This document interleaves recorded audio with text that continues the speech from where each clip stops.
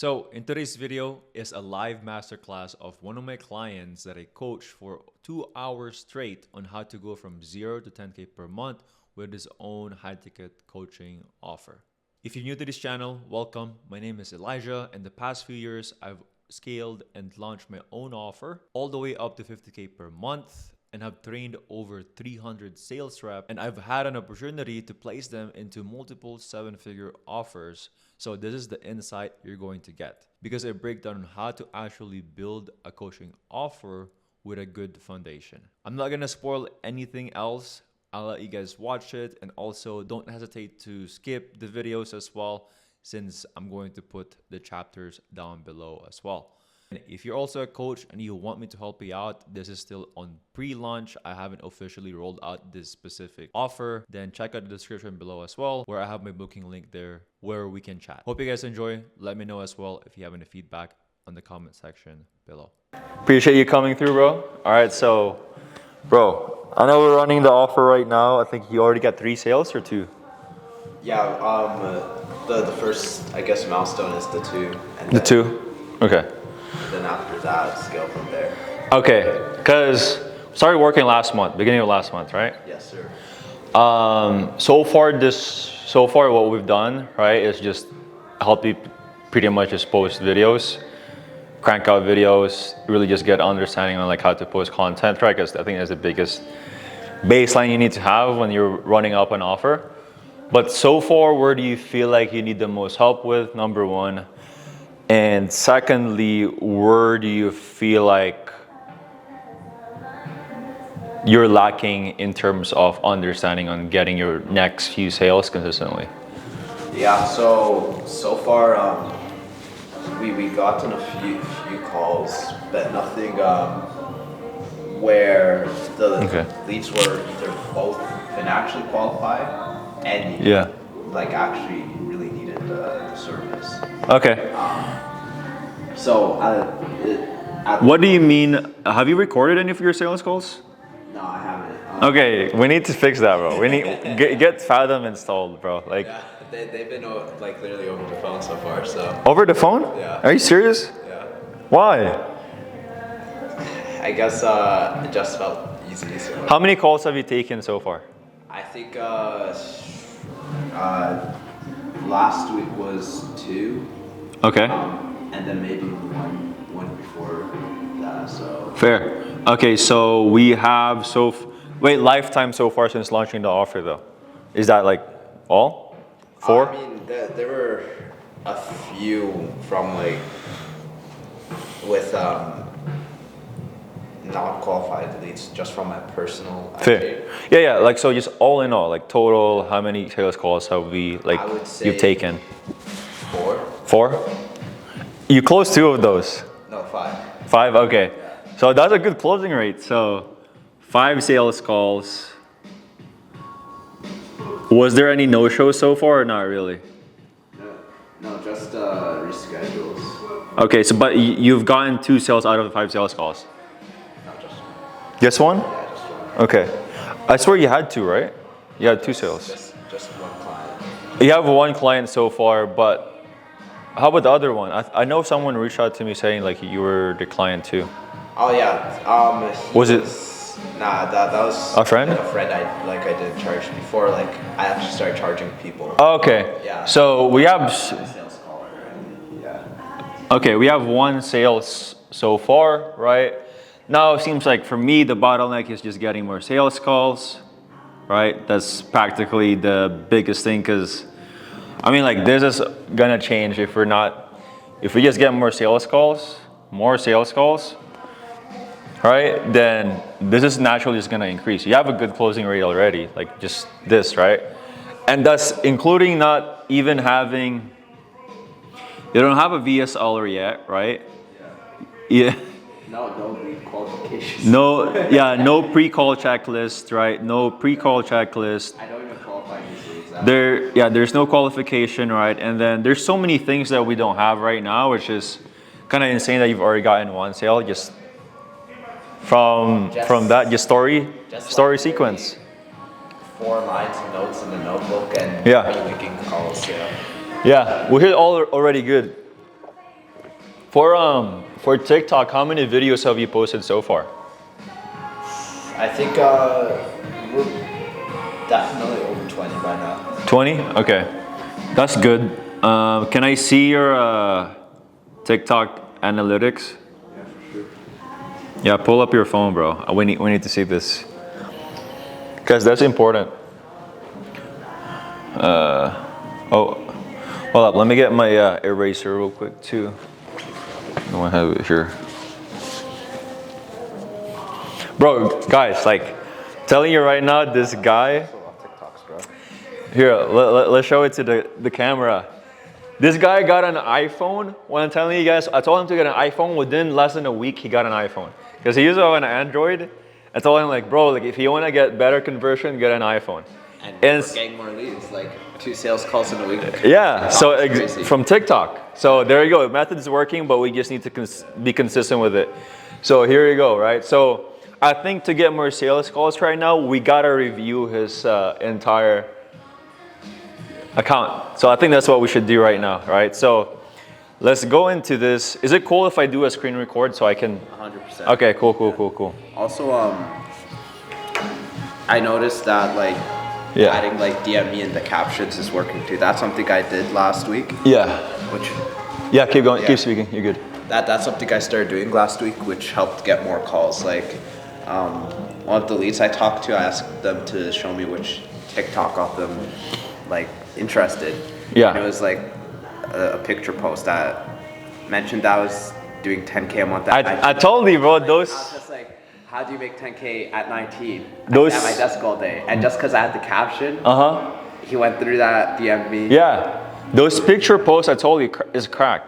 Yeah. So right now I'm gonna look at your inbox because I need to know too if you're gonna reaching out to. I haven't been reaching out to. Come on, bro! Look at this guy. He's cooking. 1, 2, 3, 4, 5, 6, 7, 8, 9. You've only gotten. I did some follow-ups with like most of the. Okay. It's just. So let's look at some of your content right now because I think we definitely can optimize content-wise. All right, so we're in Nathan's TikTok right now. So can you tell me which one specifically got the sales call? This one. This actually. one? Very simple. Okay. Let's see this. Okay, and then let me see the caption. Yeah. Okay, not bad. Definitely can get optimized. So number one, I'll show you how it should be done. So I don't know. Do you have like a bunch of stuff in your camera roll that you don't want to, or can I just select a picture or something? All right, here I'll just show it to you.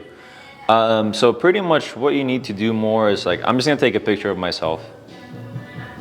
I'm just gonna do this. 1, 2, 3, 4. Okay, we have 4 pieces of stuff right now, and then we need to. Is it cool if I? Sure. Okay. Don't have anything ready. Just kidding. Okay, we'll do the camera roll. So do a slide. So we have 4 slides right now, right? So you see how like it's kind of like crop. This is what I want you to do, bro. Like go to 9:16 so it gives that full thing. Yeah. Or you could honestly do the square if you want to go in the aesthetic route, right? So you could do just the square. Look at my beautiful face. And then you, right? You could do square. So like make sure it's consistent. Like this increases like your retention as well. Yeah. And then just make sure like this here, bro. Get a bunch of. Are you screenshotting like the results you're getting right now? Of like when you're getting it closed, that's the sets that closed. Are you screenshotting it? Not as much as I should. Okay. Yeah. Before we leave this place, I need you to screenshot at least like 10. 10.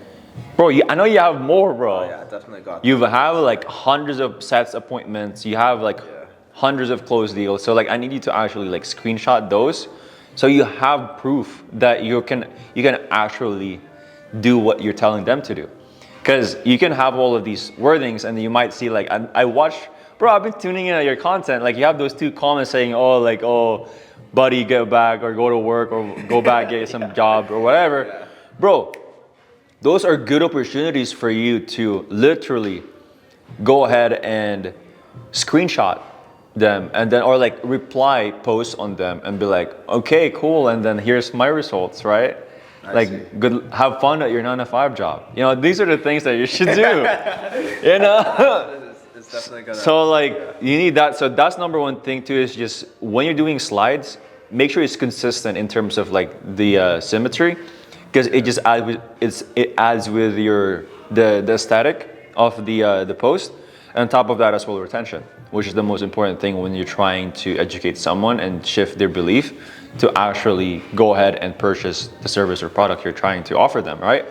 And on top of that, text. So like let's say how I made 10K in a month, right?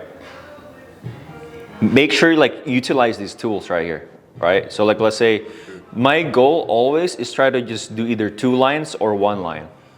Because again, like it just looks too messy when there's 3 lines. So like let's say that, right? How I made 10K in a month, and I would do a text where it's like, and then like step-by-step guide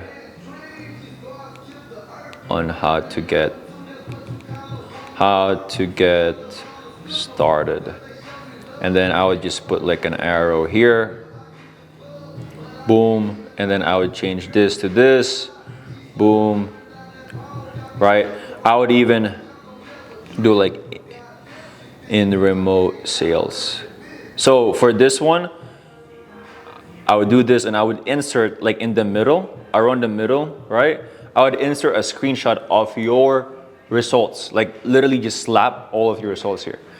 And then next slide, step one, right? Master a high income skill.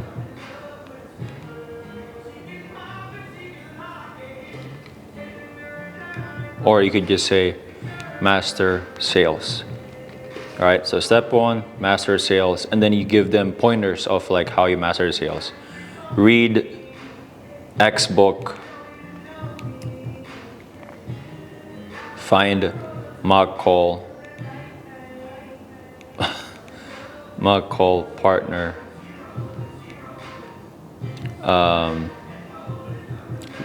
listen to whatever. Yeah. Trainings, right? So boom, you have that. Now, step 2. So you understand how like I'm doing this right now, right? Yeah. So this is what I want you to do, bro. Like, because this is gonna help. And we already have proof of concept carousels works, right? Yeah. So we just double down on what worked. You already got a sales call from there. So that's what we focus on. So that's one thing, right? So now I'm going to go through some of your videos, like 2 videos. And then we're gonna look at the biggest leverage that we can change on it, so you can actually get more sales calls and like just have more views to just get more. Life is good. Okay. Let's see this. Okay, this is good. I like this. I would make it more smaller, like the text, right? So it's a bit more aesthetic. And then I would make this smaller, put it like kind of like you're an eye level or somewhere here in the middle. Because again, the goal is to make them have eye contact with you, right? Because look at this too, right? Be cognizant on how your captions is, right? So make this smaller or like split them. So in caption settings, like let's say I'm making a video like, hey, this is Elijah. We're teaching you right now on how to scale your high-ticket coaching business to go from 0 to 10K per month. If you want to learn more, keep watching this video. All right, so now I record this video, right? You go to captions, and then what you need to do then is you can edit it here, right? So what I just do is I just remove every like custom shit pretty much, and then like I'm gonna scroll through it, and then you can do this. This is Elijah, and then you were teaching right now, and then 2 lines is max, right? I think Honestly, 6 words is max. Like I would do. 6 words. Yeah, 6 words, right? Because 6 words is very easily like left to right reading. You can skim through it and not having too much brain power that you're using. Yeah. So that's the goal with it. Now, I don't know if they can hear the music. Sorry guys if you guys can hear the music right now. Like it's kind of blowing on us. So now, if you look at this, right? Then I just usually go back after I make this, and then I like try to move it like on top of it, like up top. The reason why I do this is because I want them to have eye contact with me, so it feels personable, right? And then on top of that, just big caption. How I went from 0 to 10K month with coaching biz. Right? That's kind of long still, but like high-ticket coaching business to go from 0 to 10K per month. That's actually like this kind of fire. Yeah, that is. There you go. And then like I try to make it clean like that, or honestly you could high-ticket coaching business to go from 0 to 10K per month. Boom. Keep watching this video. Just a header like that. This is Elijah. That's how I make TikToks. That's literally it. Straight up like that. So it's more cleaner, and then after that, make sure when you're posting on more options, go here. Save to device. Okay, you already have it. Okay, perfect. Cool. And then just keywords of like, okay, 0 to 10K month. So hashtags is all right, but honestly in TikTok, again, I would focus honestly on just the keywords because people look at keywords more. So like you have also search power because this is technically a digital asset that you're building up to. Yeah. So if you look at my old videos, I made a video about is high ticket sales a scam? And that's still growing views, you know, month over month or year over year because people are constantly looking for high ticket sales, right? But they want to make sure that it's legit. So like think about that too and look at, now let's look at next steps is, bro, I'm giving you guys so much sauce right now in terms of like how to actually blow up your TikTok account. And the crazy part is you don't need millions of followers or hundreds of thousands of followers. You only need like a couple thousand followers to actually hit 10K a month with TikTok. Not even, bro. Not even, bro. Like maybe a couple hundred. Like it's insane. Yeah. And then now what I want you to do is just look at keywords, remote sales. Okay, cool. We'll look at top. Now I would, okay, here you go. We have a proof of concept 2023. I would honestly do this too. Like I would go at filters, right? Remote sales. I would go at date posted, video category, liked. Oh, actually here, last 6 months, relevance, or then like count, right? So I'm gonna focus on that. So last 6 months, oh, you can see me there, but Bro's dominating. yeah, because that's the keyword that I'm using, right? So, okay, maybe let me change it. Remote sales filter, relevance, category. Oh, it's like, okay, like count, last 6 months, boom, remote sales. Now, okay, I can now look at market research, these things, and recreate and make my own twist on this type of videos. Look at their hooks, right? Look at this hooks right here. I mean, it's kind of like a bind. And how they structure it. Right? And then I can look at high ticket sales as well. High ticket sales. Filter it again. Like count. Even like you say, date posted, all. Let's see which one. So again, I would look at these most liked ones, and I would look at how they post their content. But these are market research. Literally, you have an infinite pool of content that you can create. Now we know proof of concept photos works, right? So I go to photos, and there you go. These are all photo slides of. Yeah. You can just recreate this. And then you start ranking on these, right? Yeah, that's true. I used to rank on these ones, but I haven't been posting about like remote sales anymore, so that's why probably fell off a little bit. But That's literally it. Like let's say remote sales, and I would look at. Okay, you know how like you're typing remote sales. Now you look at what is it, how to start, remote sales closing, remote sales course. Bro, recreate all of these as a York, and then your keywords use that, right? How to start remote sales, top. You scroll this again. I would just look at all of these and try to recreate them, right? And then best thing too, what you could do is, for example, videos like this, you can even stitch them and be like, Iman is right. Here's actually how I made 10K, my very first 10K month or my 9K month at 19 years old by doing remote sales. And here's how you can get started as well. Step one, I learned high ticket sales. Step one, I got a mentor to help me master the skill set and speed up the process. Step two, I got an offer that has good culture and that has good lead flow, right? And step three is I worked X, Y, and Z amount and kept mastering the skill set, right?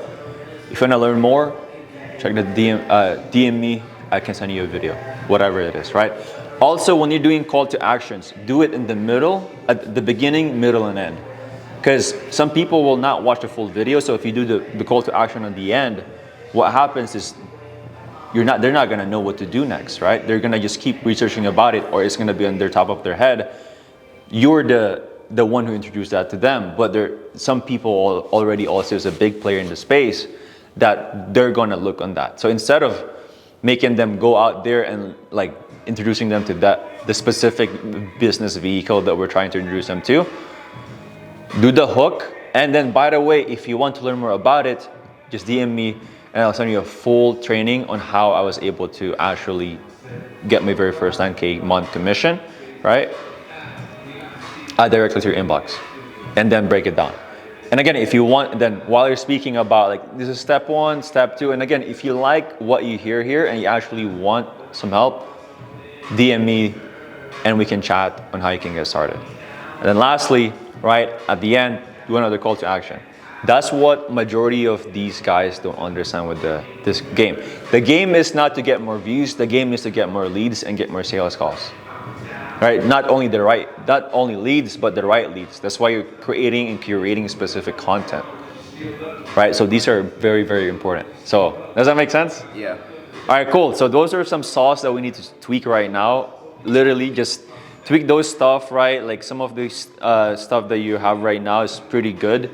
Like you have like an outlier video. So there's 3 layers as well. We're gonna stop this right now.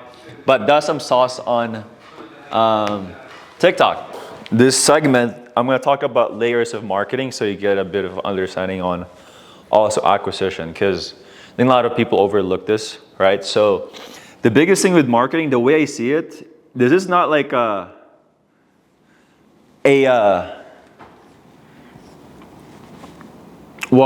it's not a new concept, but not a lot of people generally understand it, right? Tough, boff. Oh, no.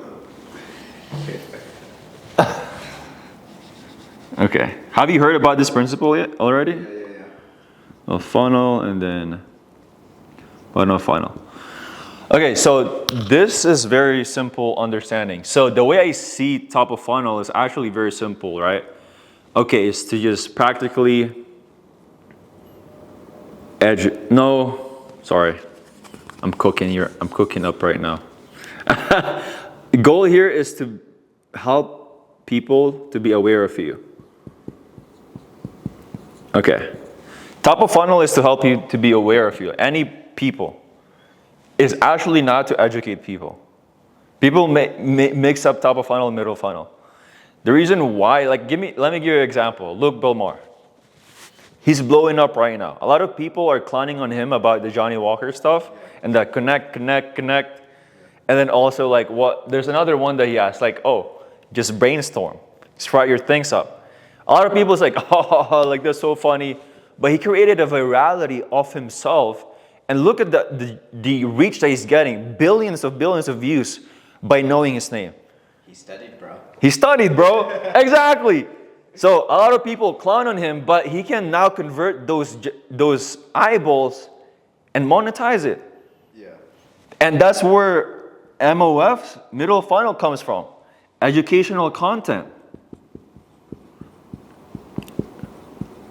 So if we study, if we study on how Luke Belmar did it, he went to all of these podcasts. He said outlandish things. If you think about the principle and how Andrew Tate also ended up getting the real world into like a 3.5 million to 4 million per month run rate community for $50 per month, it's because he went to these podcasts and said these outlandish things, and he had this storage of a bunch of content that he had clippers on to redistribute into all of short form social media platforms. So like a lot of people clown on these guys, but they're extremely great marketers and they understand this principle, right? So we don't have to copy the entire thing, but we can understand and adapt those principles that they have, right? So, and bottom of the funnel is practically just CTAs. Literally get them to understand what you're selling.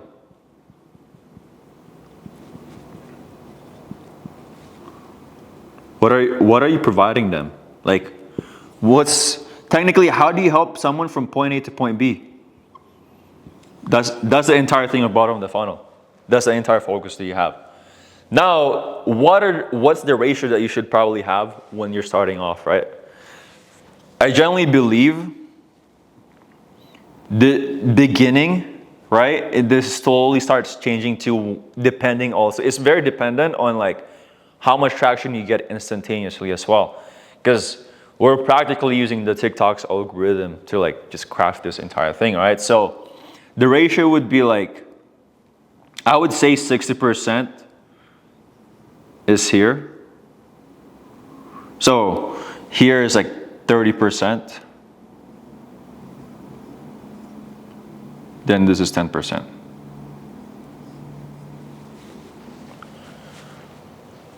Does that make sense? Yeah. Because 60% is the goal is to get eyeballs, and then they do a profile visit on your content. Obviously, educational. 30% of that is they're scrolling. You indirectly teach them, and they're like, oh, okay. Maybe you said something outlandish here. People hated you. People started fighting in your comment section. Yeah. But they looked at your profile, they visited it. Okay, this guy actually might be legit. And then that's when also like this thing starts retargeting them. Because if you think about algorithm, right? This is how the algorithm TikTok works. Practically what it does is it shows you your videos 300 people first. So your video gets 300 people.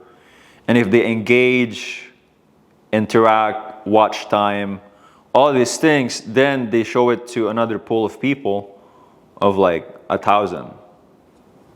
And then that 1,000 likes that, engage and all that stuff.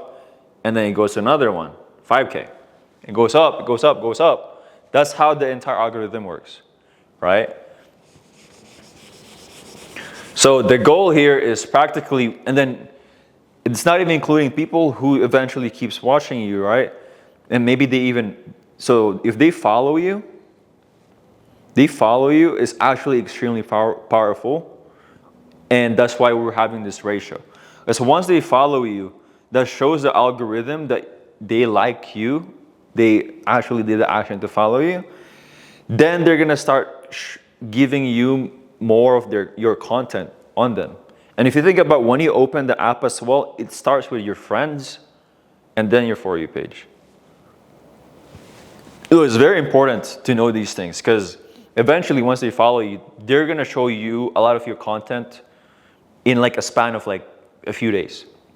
They're going to keep seeing your content and it feels so organic because you didn't run ads. It's extremely organic. Because again, there's a lot of people this is how I scale my offer, by the way. Like the 50K months. This is literally just what I did. And eventually I started running ads. Actually, let me rephrase that. This is how I got to my first 20K a month. But to sustain it, that's when I introduced ads and scaled it to like 30, 50K a month. That's literally what I did, bro. Right? This is helpful, like in terms of like understanding this and then having like, because the goal right now is just get sales calls, bro. And literally it's just the marketing side of things, the front end. But now, how do you actually convert them now? Let's talk about conversions. How do you convert someone that actually comes in? So now let's talk about the VSL, the pre-call, all that stuff. So the simple funnel that I used was actually very simple. So you have your content here, right? Your content is right here. Then next up was, I have like a free training guide, right? On this. And then after that, the free training is like the intention of them to just get in the ecosystem. I have a VSL. And the VSL converts it to a sales call. So why is this so effective? And again, this is not new, bro. Why is it effective, but not a lot of coaches knows how to do it efficiently? Well, number one, they think going, this is actually what 90% of coaches do, and that's why we get so many unqualified leads. Stupid. I don't know why coaches do this, but they go from content to sales calls. Actually, let me rephrase that. They go from content to a call to action, a CTA, to the setting process, and then to a sales call. Stupid. Why is it stupid? Like, well, how do you expect someone, a random prospect, to buy a $4,000, $5,000 product when this was their client journey? Sure, they watch your content for 4 or 6 months, but they don't know exactly what your program is, right? They haven't really experienced any reciprocity within you. They just have seen your content. They're just a fan. But there's a difference between a fan and a client. And a lot of these guys are just going, oh, let me just post a call to action and then let me get them in a sales call. That's why their close rate are low. That's why the show up rate is low. That's why the sales call duration is long. It's because of these things. This is what's going to happen when you have this system. Content, call to action to setting process to a sales call is going to increase your call duration, right? Then that means lower sales call on your closer's calendar. And then it also reduces your close rate because they're undereducated, right? And then on top of that, it reduces your show-up rate, again, because you have lower authority from them, right? So this is what this two things in the middle of the funnel fix, the free training and the VSL. Again, this is the biggest mistake people make right now on the front end. It's like they think like, oh, let me just get more leads. Let me just spend more money on ads. And then let's get them in the setting process and get on a sales call. Right? This also increases, guess what? Objections. Objections lowers close rate. Right? This is where you're going to start hearing from your sales calls. I need to think about it. And to think, what else? I'm not sure. Which is what? Smoke screen. Fear, right? Sure, like you could argue and say like, oh, but it's the closer's responsibility to handle those objections. Yes, but why are we trying to fight an uphill battle if we could have just saved hours and get more sales call and get your reps cash per closer much more higher by having more sales calls in their calendar, right? That means more cash collected in the company. I don't get it. Like, I don't know why this is the entire process of coaching programs that's running organically. I don't know. That's the biggest thing people make a mistake on, and they're just kind of like, yeah, like it's okay, like all right. But that's like a simple fix, a minor fix of just activating the reciprocity between the relationship of actually increasing the authority of the figure. And on top of that, educating them on what exactly you service and the results you've gotten and how you can get them from point A to point B. And then you get on a sales call. So it doesn't feel like a sales call even. It feels like an application call. I don't want to even call it a sales call. I'll call it an application call. Why is that? We're adapting the principle of college educations. Think about the Harvard effect, right? So Harvard, you don't pay them to get accepted into college.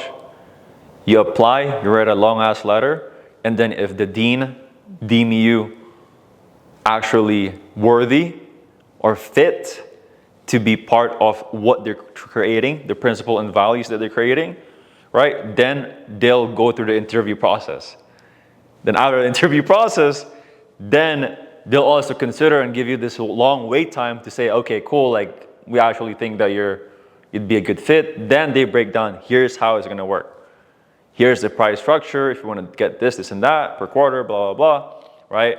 Then that's why they have that Harvard effect, right? It's because it's application. It's not like, hey, like everyone is accepted. There's that exclusivity. So that's why this entire process is so effective, right? And then, again, that's how you actually create a processing, a pre-call setting process, and just kind of like that entire process to increase the likelihood of you closing more deals, right? And then not having to fight like an uphill battle into a setting process or just like while you hop on a sales call. This is when the leads start like thanking you so much for the opportunity. When they Exactly. Every sales call I've been in, thank you so much for the opportunity. I appreciate being here, right? And what does it do in the back end on your fulfillment? It makes the fulfillment easier too. Yeah, exactly.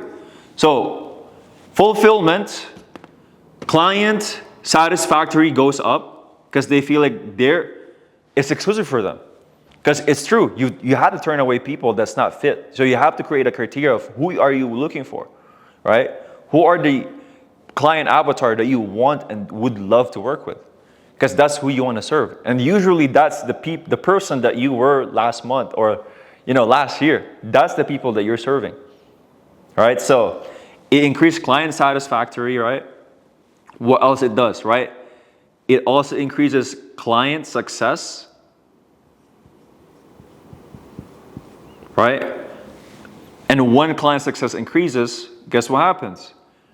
Then you have more reputation in the industry because once you do the client interviews, it increases their reputation, right?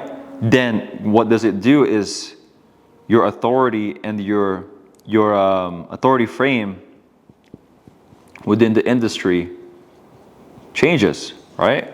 And what it does too is, here's a system that I would give you a quick sauce is once you do a client interview, ask for a referral, right? And then like let's say within a week, they get a win, right? The goal is to get them a win within less than a week or even 24 to 48 hours. Once they experience that win, then you can ask a referral. This is how I've gotten some clients where my acquisition is not really like it was struggling. It was like, but this is how I sustain. Just getting referrals, bro. That's all. That's when like you have a good program. It's when you just keep getting referrals. Right now we can talk about how do you actually build a good program, right? So we'll talk about that. Exactly, bro. So you gotta ask for a referral. Hey, bro. Like, do you have anyone that you would possibly would want to do this with? Hey, by the way, again, I'm not forcing you, but if you love working with me, right, and you feel like this is valuable for you, right? Like, do you have any friend that might possibly be interested on like working with me? And I'll give you a solid like referral percentage as well. I honestly, you could give them anywhere between 15 to 30%. Why? Because if you think about it, if you start running ads, that also practically includes the ads. And then on top of that, the setting process, it just saves, is practically laid down leads, right? So you could have that percentage of 15 to 30%, and you'd still be profitable, like extremely profitable still, right? And then that person gets good results, then gets that referral. That's how you create a referral system. I need to take some notes on things I'm going to do right after this. Yeah, please do. Yeah. Is this helpful? Are you finding? Oh yeah, this is wonderful. Okay, cool. We'll keep going, right?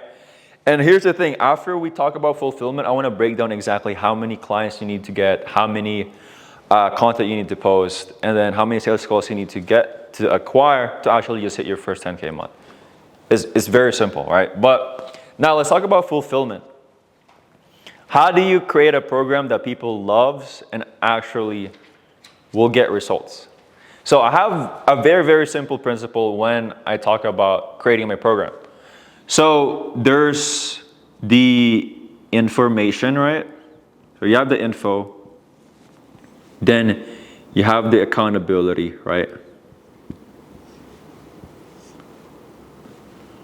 And then you have the community.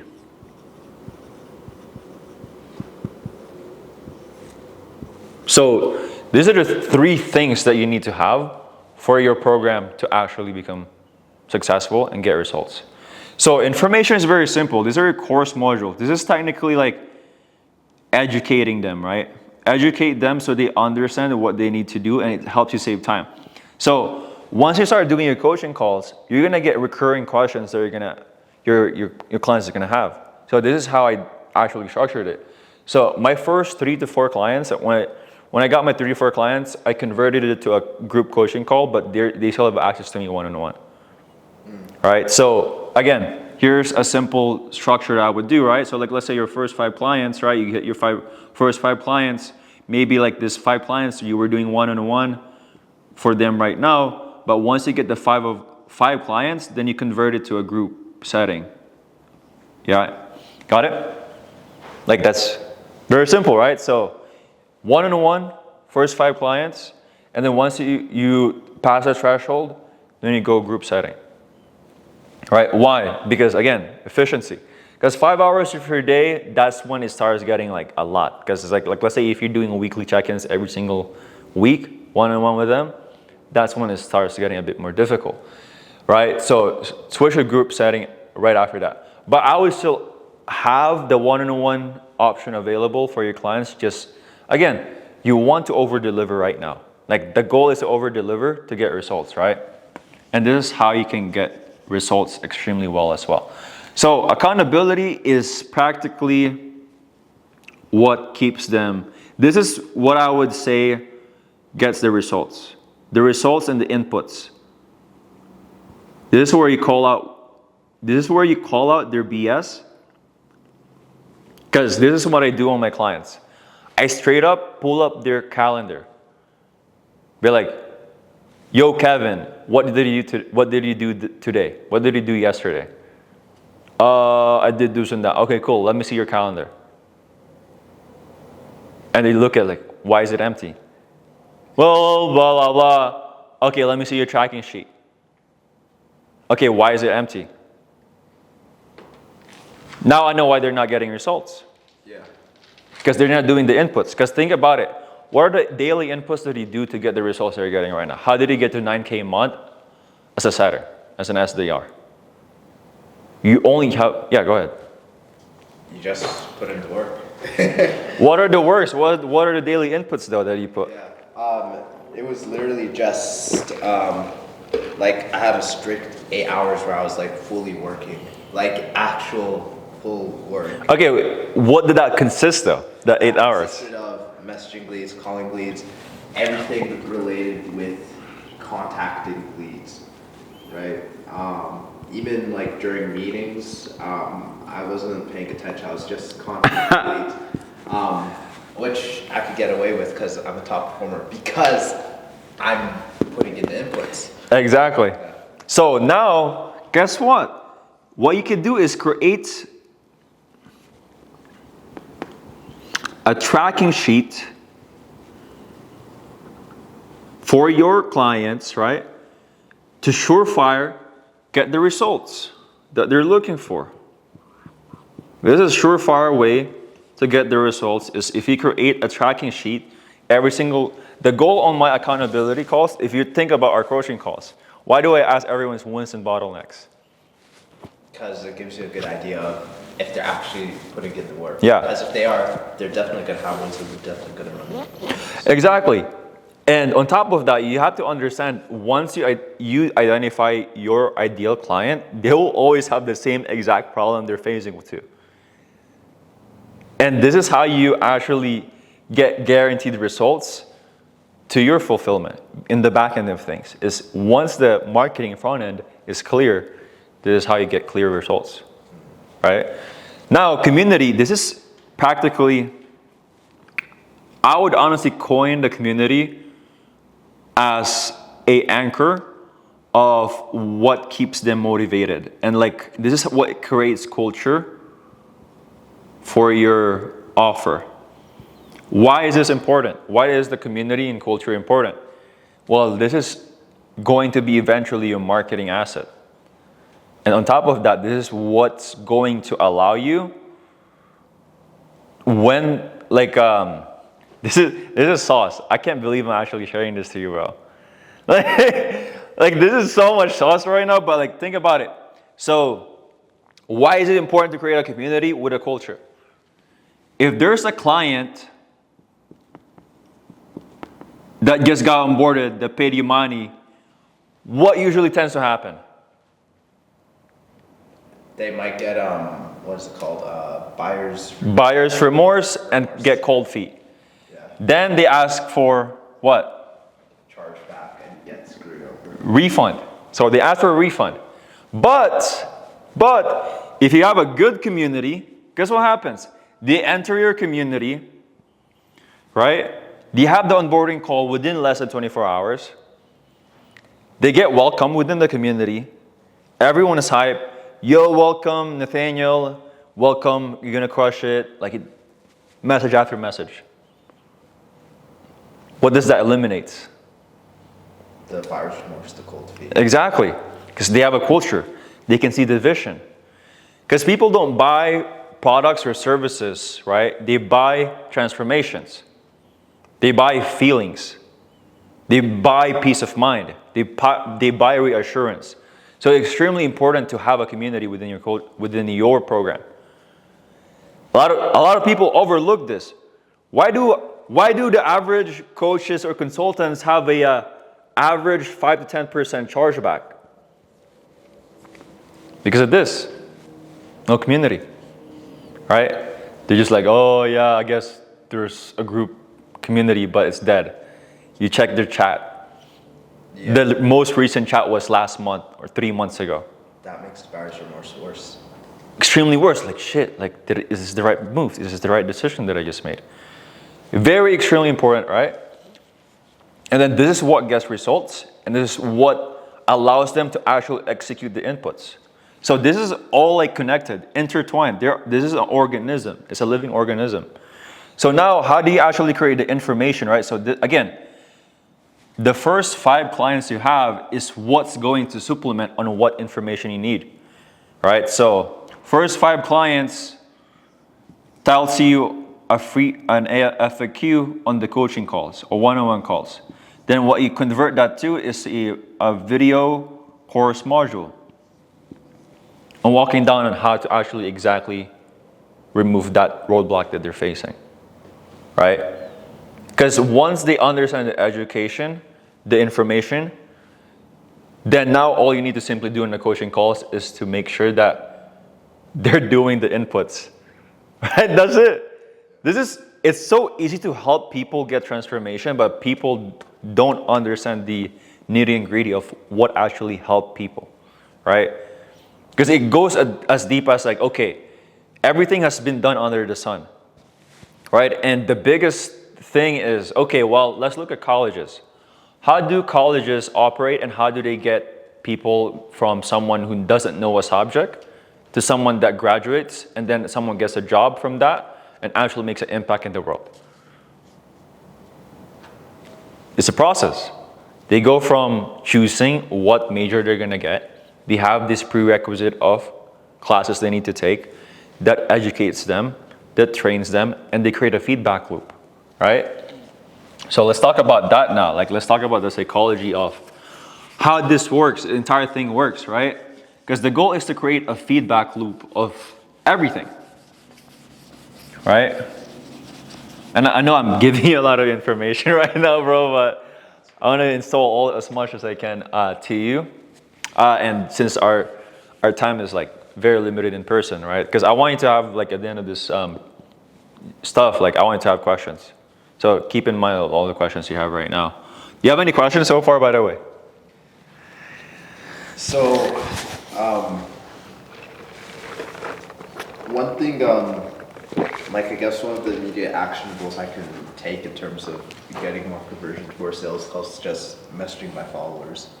Easiest way. I think I've told you like 3-4 times already that you should message her. Yeah, I haven't. But I guess what sort of message should I use to reach out to them? Like, hey, I saw you drop me a follow. Yeah.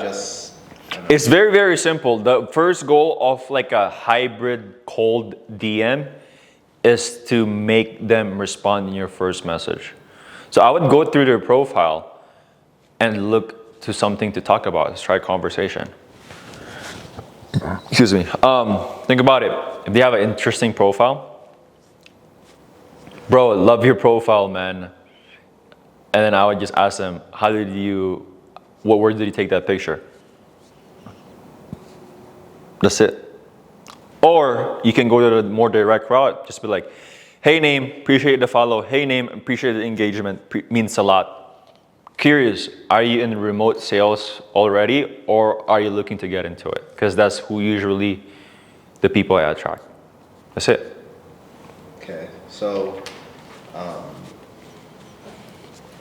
hey name, saw your profile. Are you already in remote sales or looking to get? Yeah, that's it. Right, don't worry, I'll help you set up all of this after, like, everything. So I got you. So again, like, going back, anything else before we continue? Let's run it. Okay, let's run it. Okay, so the goal is to create a feedback loop. This is one of the biggest thing that I learned from my mentor getting into this. I honestly give him a lot of credit on helping me create good foundations on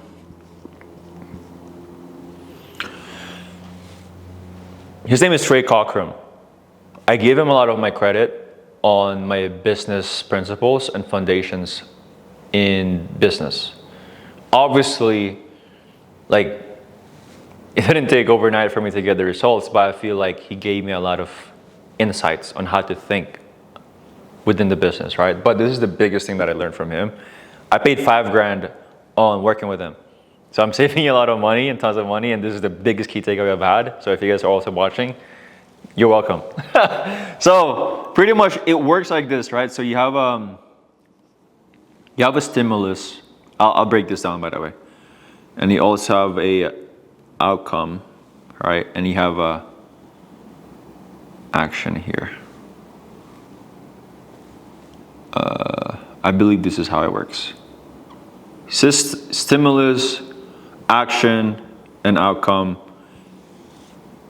And I want this to be a bit more symmetrical. Maybe it's my ADD hitting. Okay, that's fine. I'm not going. Okay, there you go. So you have stimulus, action, and outcome. What does this mean? The stimulus,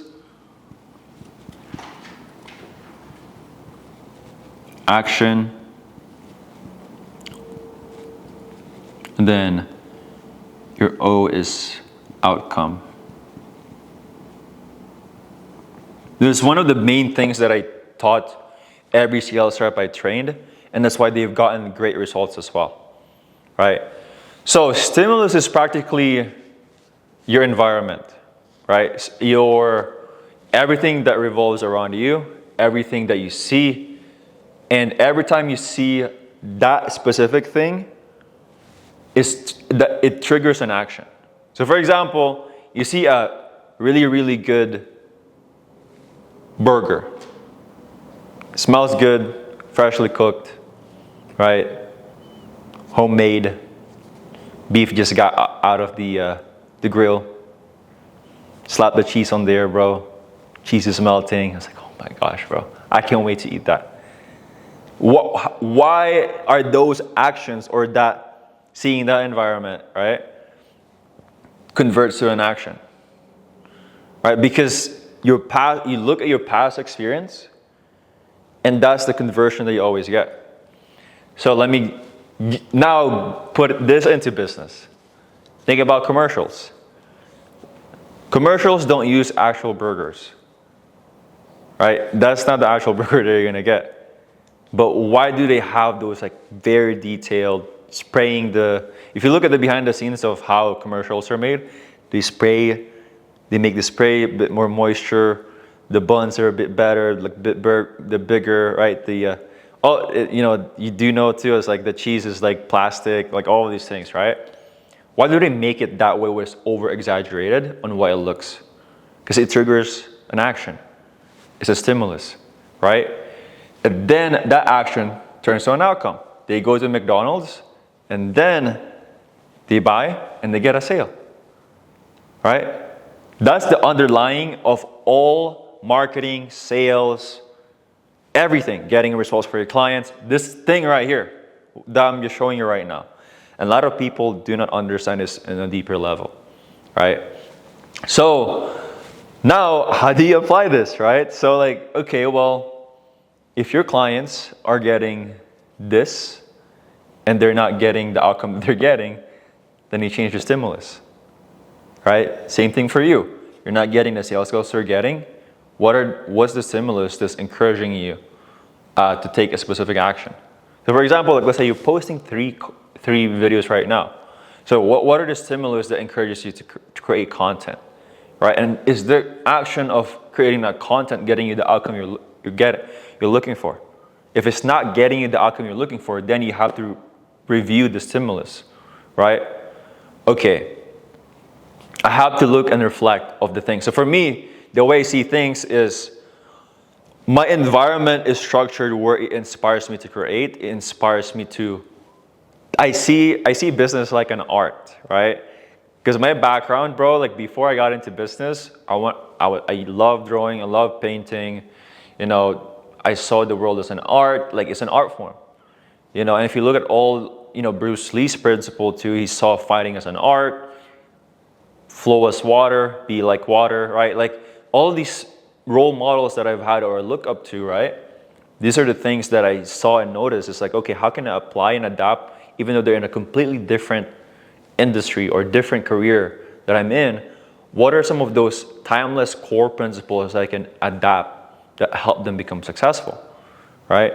So this thing right here literally changed the game for me, right? And again, if you observe as well because this can go positive or negative, right? So again, you could even go deep in this in a scientific theory, right? Like, okay, like how does this work, right? Positive, negative, negative energy, positive light energy to dark energy, right? There's always an equal and opposite reaction of everything. So when you're going through it, when shit gets hard, when shit hits the fan, you're at negative. You have to acknowledge that, and you need to look at the stimulus and action and the outcome you constantly keep getting. Now, what you need to do is literally just change the entire environment and remove everything that constantly gets this. But it's not going to be easy. It's not going to be like overnight. There's going to be a timeline. Now, once you get out of that and you get back to the positive, then you take notes and reflect back on the negative. And like, let's say, okay, how long did it take me to get out of that negative, right? And then what are the actions that I took? What is like my environment? What's my frame of thinking? How's my health? Bro, all of this makes an impact, right? And one of the things, again, I coined to my mentor is you don't have a business problem. You have personal problems that seep into your business. That's why I told you last year, I straight up didn't even focus on business. I straight up just focused on fixing my faith, my relationship with God. I fixed my relationship with my family, right? Like, this was the core thing. I literally just did the bare minimum, or at least 30, 40% of what I need to do to survive in business. And I went 100% on fixing my personal problems first, before now going back this year on focusing 100% on the business. Because I genuinely believe in that principle, right? So does this make sense? Is this helpful? Yeah. And again, bro, like, this is, again, like, it can get very, like, theoretical, or it could be like, okay, that's kind of like woo-woo stuff, but like, bro, this helped me a lot, bro. I mean, okay, quiz for you. How would you apply this? Or what are some things now, like learning about this? Did you have a similar thing, or reflecting into it, right? Are you using a similar framework right now, or how do you feel? Honestly, the whole like feedback loop of stimulus, action, outcome, it's just pattern recognition over and over again. Exactly. And I feel like that's probably one of the reasons why I'm more ahead in life, is because I'm really, really good at pattern recognition. Yeah. IQ is a measurement of how good you are at recognizing patterns. Yes, 100%. So, I agree. And I think before camera was running as well, like when we were getting coffee, right? Like, we spoke about exactly, you love science, yeah. and you were always top of your class, and it just proves that, a lot of people say, oh, like, like, I'm college dropout and that's why I made money, bro. No. Like, it's important to be able to know patterns and be educated.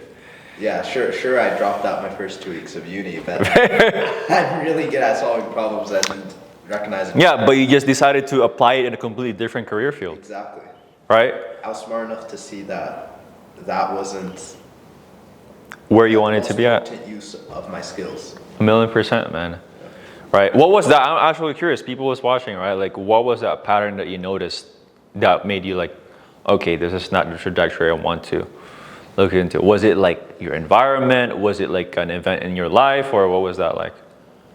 I mean, I already knew like the type of vision I had for myself. Like, even when I was in grade 2, I could not wait till I was 30 years old, because I knew when I was 30, like, I'm gonna be like the one guy everyone wants to be. Right? So, and just seeing the pattern of the people who go through the traditional route, well, they're not like the guy everyone wants to be. Yeah. So it's kind of obvious just from there. And then in terms of like a more logical, systemized way of finding out, like literally in a spreadsheet, I laid out both of the options, right? Make 6 figs a year in remote sales, or do uni, right? And then I calculated the factors, like one of them was social life, one of them was income, net worth, skills gained, all these things, right? The only thing that made uni a better choice was social life. Social life was the lowest weighted factor as well, because I mean, like, about that at the time. I was like, cool, like, yeah, sure, like, I can have fun being broke, or I could sacrifice the social life now. And bro, like, I love my life now, like I live here in Vegas, we met each other, right? And then I have good friends that I enjoy. We still fuck around, excuse my language, but like, we still mess around, bro. Like, we still have stupid like moments where like we just do some stupid shit together. But it's more fun now, because I know that everyone is in the same frequency of us, like having a business, our principles, God-fearing led life, and all of these principles that I stand for. At least I'm doing the stupid stuff with my friends that has the same values as me. If I go to uni, like, bro, I'm on the same wavelength as you, and it's funny because every people that's successful, they have the same exact pattern recognition, and the reason why I decided to choose the path that they are on now, right? For me personally, I had the same exact experience. It's like, damn, I'm gonna miss out, but like, is that really serious? It's funny too, because when I graduated high school, I was like, I took Running Start. I don't know if you guys had Running Start in Canada, but practically it's like an option for you to take college classes in high school. So I took Business 101. I was like, bro, like these are terrible advices. And so like, I straight up, we had Zoom calls because it was still COVID that time. I asked the teacher, the professor, I was like, what business have you ran? Never ran a business. Yeah. And I was like, why would I learn from someone who's never run a business? I actually took a business class in high school, like a uni class, and saved Yeah. the professor, bro. It's stupid. Like, I'm like, okay, well, why would I learn from someone who's never run a business? Yeah. So that was the biggest turning point for me. Caveat on that though, like, do I not support college or the education? I love education. That's why I'm in this service-based business, right? Yeah. I've probably read more books than on your average college students. I've read over 200 books because I've studied. Let's talk about pricing, bro, because this is important. Now we're gonna break down pricing, how to get your first 10K month, timeline, and then type of content we need to post, right? So, cool. So pricing is, a lot of people overlook this, but it's so important to actually get your first cash.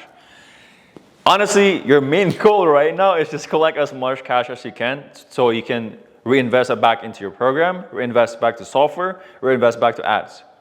That's your main goal. Pricing, this is what I did because I know you're trying to run the same exact offer, so this is what I would do for you. I would pitch it like it's 2K. Matter of fact, no, this is what I did. So it's 3K. I price anchored at 3K on sales calls. And then I do a discount of like, if you were to take an action now, there's only 2K, right? But if that's still not enough, right? Okay, cool. Like you do the pricing objection, right? Handling. Then you go, okay, cool. Well, how much money you have? Figure out how much money they have. Then again, if it's still not enough, right? Then what you just do is like, okay, however much money they have, then you can do 500 to 1K. And then, again, since the full price is 3K, or if they did take an action during this time, right? And the full price is 2K now, right? Because you incentivize them and it's your first 5 to 8 clients, let's say, right? Then you say you just pay off the rest of the 2K once you start getting results. Because the goal is to get results, right? Because once you get results for these clients that you're working with, again, increase authority. I don't know if I spelled that right. Definitely wrong. Authority, increase sales calls,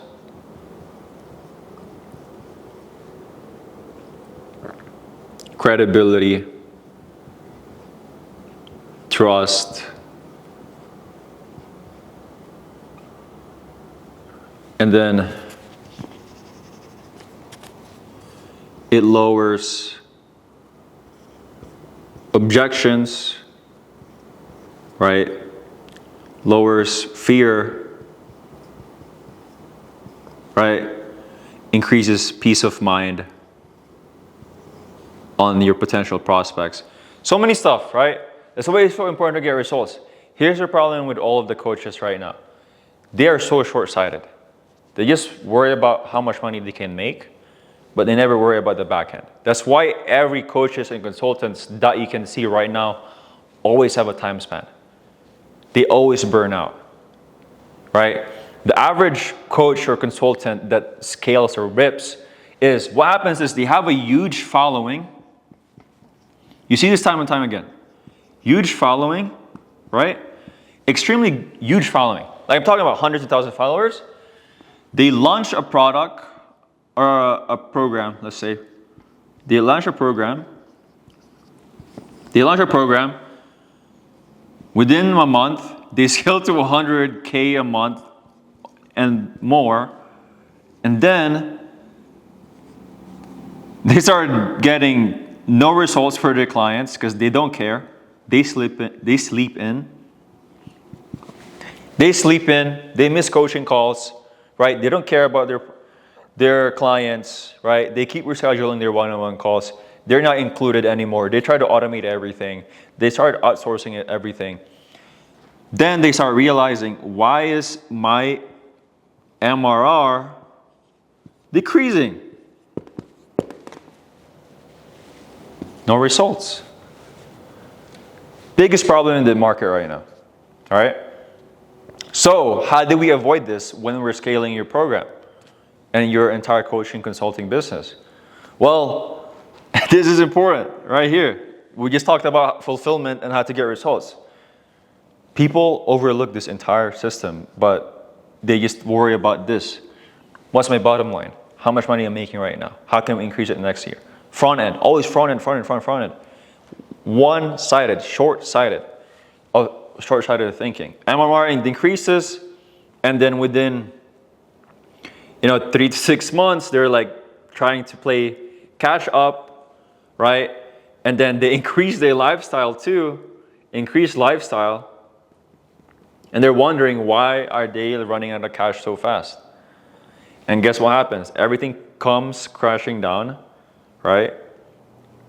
And then they have a 2 to 3 year lifespan. They damage their reputation. Reputation goes down because they get no results. Their Reddit post, everything is literally scam. Yeah. That's the entire cycle of all coaches. I just broke it down to you. So how do we fix it? Results. No one talks about results. I don't know why it's always about ads, marketing. It's stupid. It's so short-sighted. That's how people and actual companies, actual startup founders, actual Silicon Valley entrepreneurs does not consider the coaching info product space seriously. Because of this. They're like, whoop, down. That's it. There's a lifestyle of everyone, right? So that's what we need to do is, I know I went on a little bit tangent. I know we're talking about pricing, but I want you to also pay attention to that and be careful of like, once you hit that TikTok that blows up. And I'm going to tell you this, right? I know this not only by observing, but by experience. That's why I'm so pissed.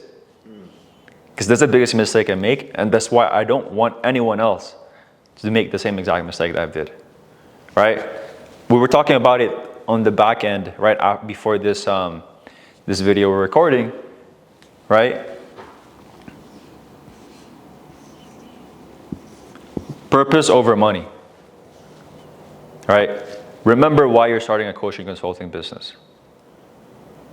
Understand that and respect that you're in such a privileged position to make money by just teaching someone, right? Like genuinely, like reflect back into this. I have the ability to change someone's life. I have the ability to transfer someone's lives, and then they're giving me their hard-earned money, thousands of dollars, and trusting me to get them to point A to point B, right?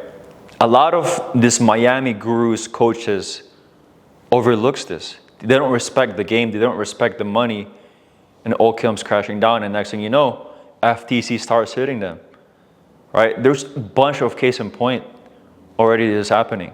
They're getting sued. They're going to jail time. People, straight up, there's a case where this guy literally, there was a mafia, right, that invested into this coach's program where they're like automation, right? Automation dropshipping or automation Amazon FBA. Guess what happened? This guy never got results, literally just blocked him on everything. The mafia found his address in Miami. Guess what they do? They came to his apartment, chopped him off, put him in a... Bro, you can look this up. I forgot who exactly it was, but it was like a European guy or like a Russian guy or like... I forgot exactly who it was, but there was a story. That thing happened. It was like they were in a party at that night, and this guy went back to his hotel or his apartment. I don't know the 100% exact, so quote me on this, like, just look it up. This guy got chopped off, put in a luggage, separate luggages. That's the consequence people don't think that they're playing with when they're not getting results. It's crazy. That's why I'm saying, like, purpose over money. You don't just work with anyone. You also need to be discernment. You need to have a discernment of like, okay, that's why closers and sales reps has such a heavy weight on them to responsibility, right? That's the main thing that I want to change in the industry. Is like a lot of people say, oh, I just get more cash. Bro, why are we trying to go, like, I don't get this. Like, why are you trying to get so much cash in a short amount of time, bro? Anything great that is built in a long period of time. The reality is, great business starts, not even that, like maybe it's this. A true business is a 3D chart with the Z-axis. Bro. And having results. Yes, bro. This is how actual true business that has mission and purpose actually operates. They get some results, they stagnate, they got like a growth spurt, and then it goes down, right? Goes up again, right? That's how actual business is. Study Amazon. How long did Amazon actually start becoming profitable? Right? They're a long time, 2 decades, 22 years or 24 years to be exact. Right? So why are coaches and consultants, why are we in a hurry? Are we trying to prove something? Like, why are you here? Like, okay, coaching consulting business is the highest cash flow business, the easiest business, low entry to barrier. But it doesn't mean that the goal is to short amount of time get cash. Like, what? Like, why is that the goal, bro? This is what the actual journey that's going to look like. So, okay, pricing. It's funny, we got on a tangent, but okay, let's talk about pricing. So this is how I did it, bro. Like, and eventually, every 3 to 5 clients you get, or eventually you start increasing it maybe to every 8 to 10 clients you get, then that's when you start increasing your price. So I recommend to increase the price roughly around like 30%. Because every time you increase the price every 30%, then you have cash flow to start hiring teams. Oh, I just... Did you put on record again? Huh? Yeah, it's recording, I believe. So, yeah, okay, hiring. So you start hiring your A players. So the reason why I start increasing prices is not to reinvest it back to Lambos. We build an autonomy within the business is by hiring key players, right? Because think about it. What are the daily... right now, you're wearing all the hats of a business owner. The goal is to slowly start delegating those hats to someone else. So you got to think about your marketing, your sales, your fulfillment, right? And in terms of that, there's sub-topics and sub-responsibilities on each of these. So you start building an ecosystem where you can actually predictably scale this, right? And make sure, while respecting the game of business, right? So very, very important.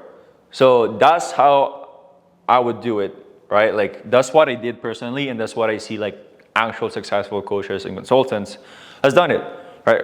How do I know it? Train 300 reps, place them on the 7-figure offers, and then I got that feedback loop from them, like looking at, okay, these are the reason why these 10, 50K month offers are stocked, and this is why this 100K to all the way up to $1 million a month offer actually works, right?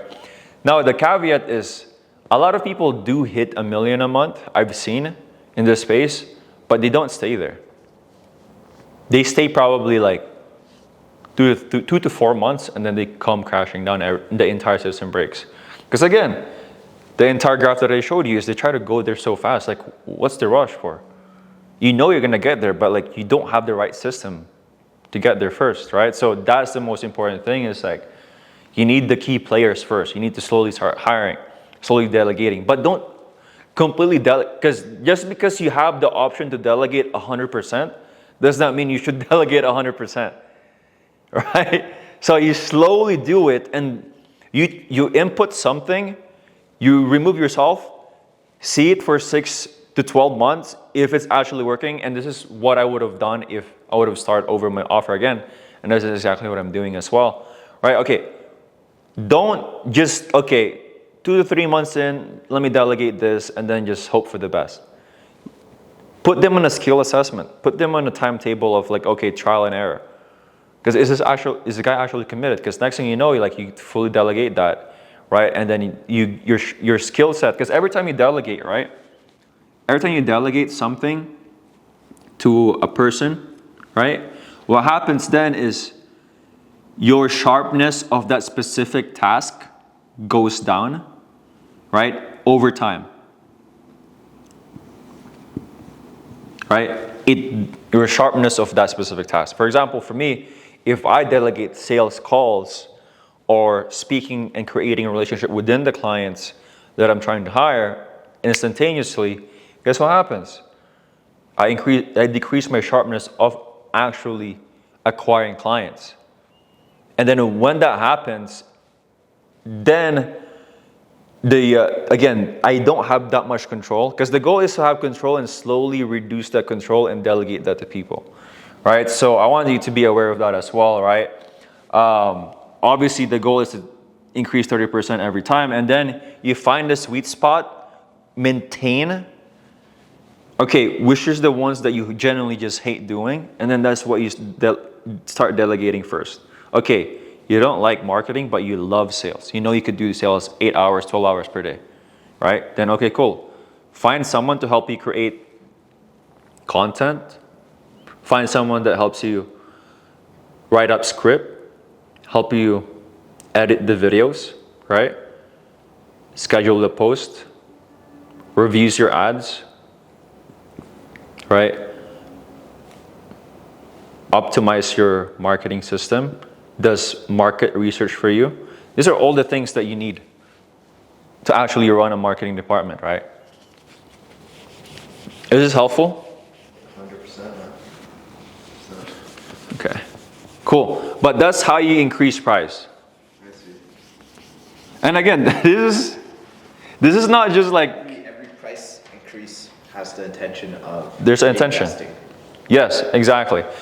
And honestly, that's the biggest mistake I did. Like, sure, I have this car that I have now, but like, I love it, but that's also like, it was like a golden handcuffs that I didn't see. I was short-sighted, right? And again, because I told you on our conversation was, I was caught up on proving myself, and I lost the vision at the beginning. I started with a vision, with a purpose, and then somewhere along the lines, it disappeared. I started trying to prove myself, right?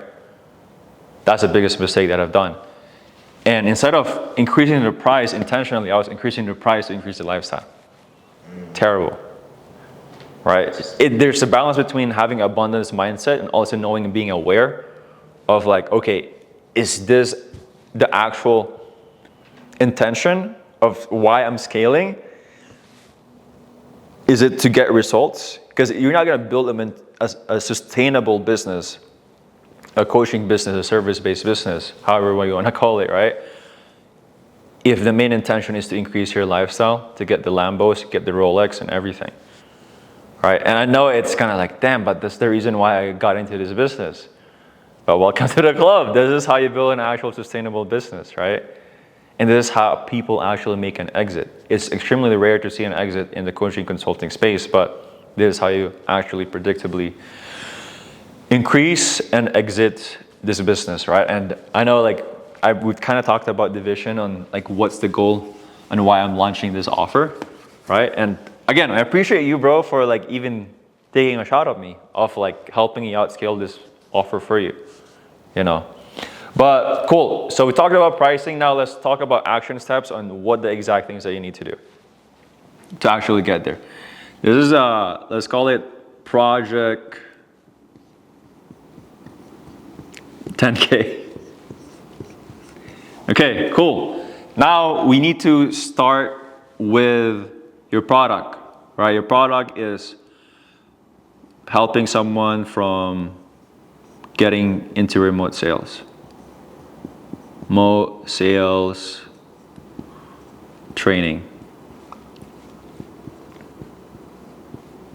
All right.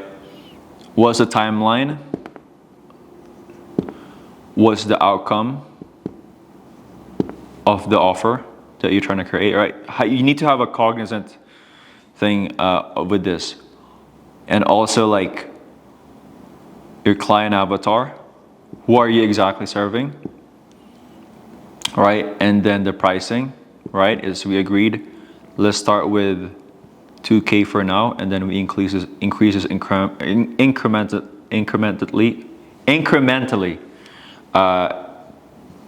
30%, right? 30% every time you get 5 to 8 clients, but again with intention, right? And then that's honestly the sweet spot that I've gotten for actually like scaling. And then now this is the project. So like let's say 2, 4, 6, you just need 5 sales, bro. The breakdown on this is you need 5 sales. 5 sales in 30 days. If we break that down, that's just like 1 to 2 sales per week. Right? Then now we know the closing ratio you have is every time your goal, it should be 5 sales calls booked per week, right? So that's the goal right now is, okay, how many calls do we need? 5 sales calls. Yeah, 5 sales calls a week, right? So the action breakdown plan for this to get you hit your very first 10K month in your program, again, 5 sales in 30 days. You just need 1 to 2 sales calls a week. 1 to 2 sales a week. And then 5 sales calls a week, because your closing ratio right now is 5 to 1, right? You take 5 sales calls, you close 1, right? So now we have to look at the variables right now. Okay, that 1 sales call actually just came from your story post, really, right? Was it cold? I knew him for a while since he was from my, personal account. Mm-hmm. But he just saw me posting a few stories of me making money, and it's just Okay, so we have a learned stimulus, right, that we need to keep doing consistently. And I know you're not doing it because I'm following you and I'm not seeing stories every single day. Yeah. All right. Guys, when I work with someone, I follow them and I look at their daily inputs. Here's the things that you're not doing right now, and I'm gonna call you out because I care for your success and results. Number 1, you're not posting daily in your stories. That means your results, right? Number 2, you're not messaging the people that engage in your content, right? And again, this is not just calling you out to call you out, but these are the things that I observed, right?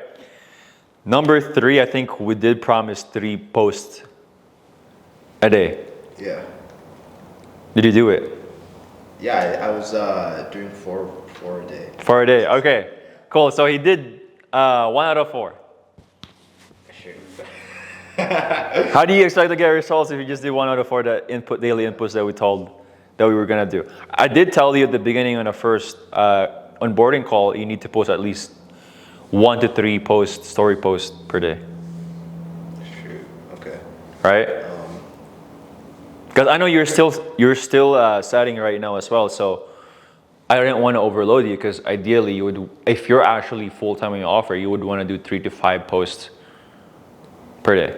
Right, so but before we kind of break this down on the daily inputs, I want to break down the transformation you're getting, the timeline, the outcome, and also the, what did he say here? You recall? Wait. So this is the program, the product, timeline to get the results, right? And then also like, ideal client. Client profile. Client profile, right? I don't know why I say CA.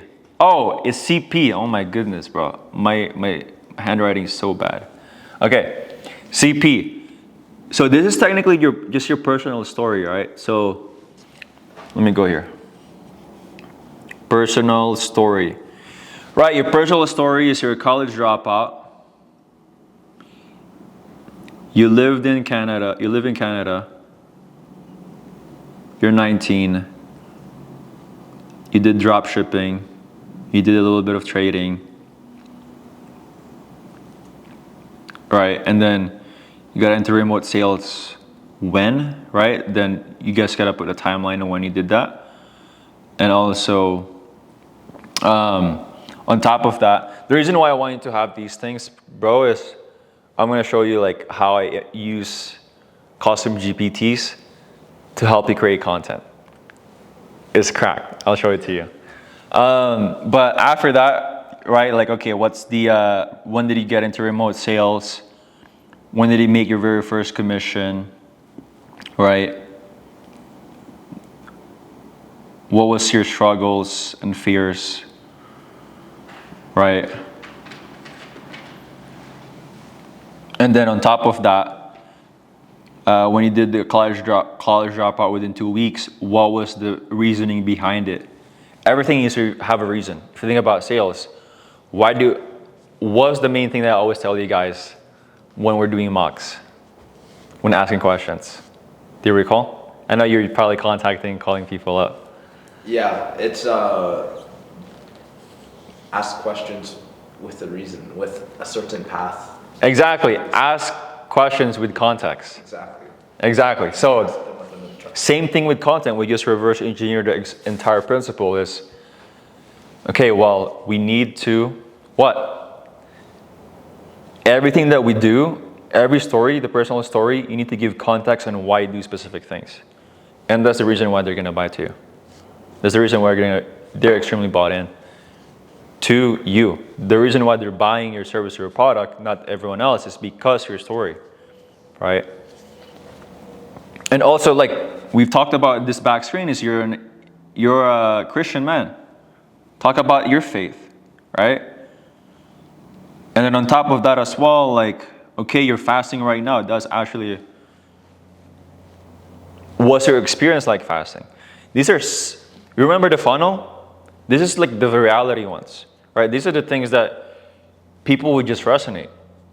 Your goal is not to sell them on those content that you're making, but it encapsulates who you are as an individual.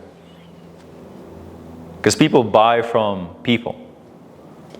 Right? So that's the exact reason why they're going to buy from you. Right? And again, I've had a lot of battles in this, especially like being Christian, of like, how do I share my faith, right? I think it's the intention behind it. Like, okay, I wouldn't use being a Christian on running ads. I don't know if you've seen those ads, like, if you're a Christian man, like. Oh, yeah. Yeah, but like for me, honestly, like, I'm going to share my faith, a specific content, but you're not going to see any CTAs in the description. You're not going to see no call to actions, right? It's to just share my faith. How am I navigating business with a dangerous business, a high-risk business, or like a very dishonest business as a Christian man? Those are the things that I'm going to share, because that's just who I am naturally, right?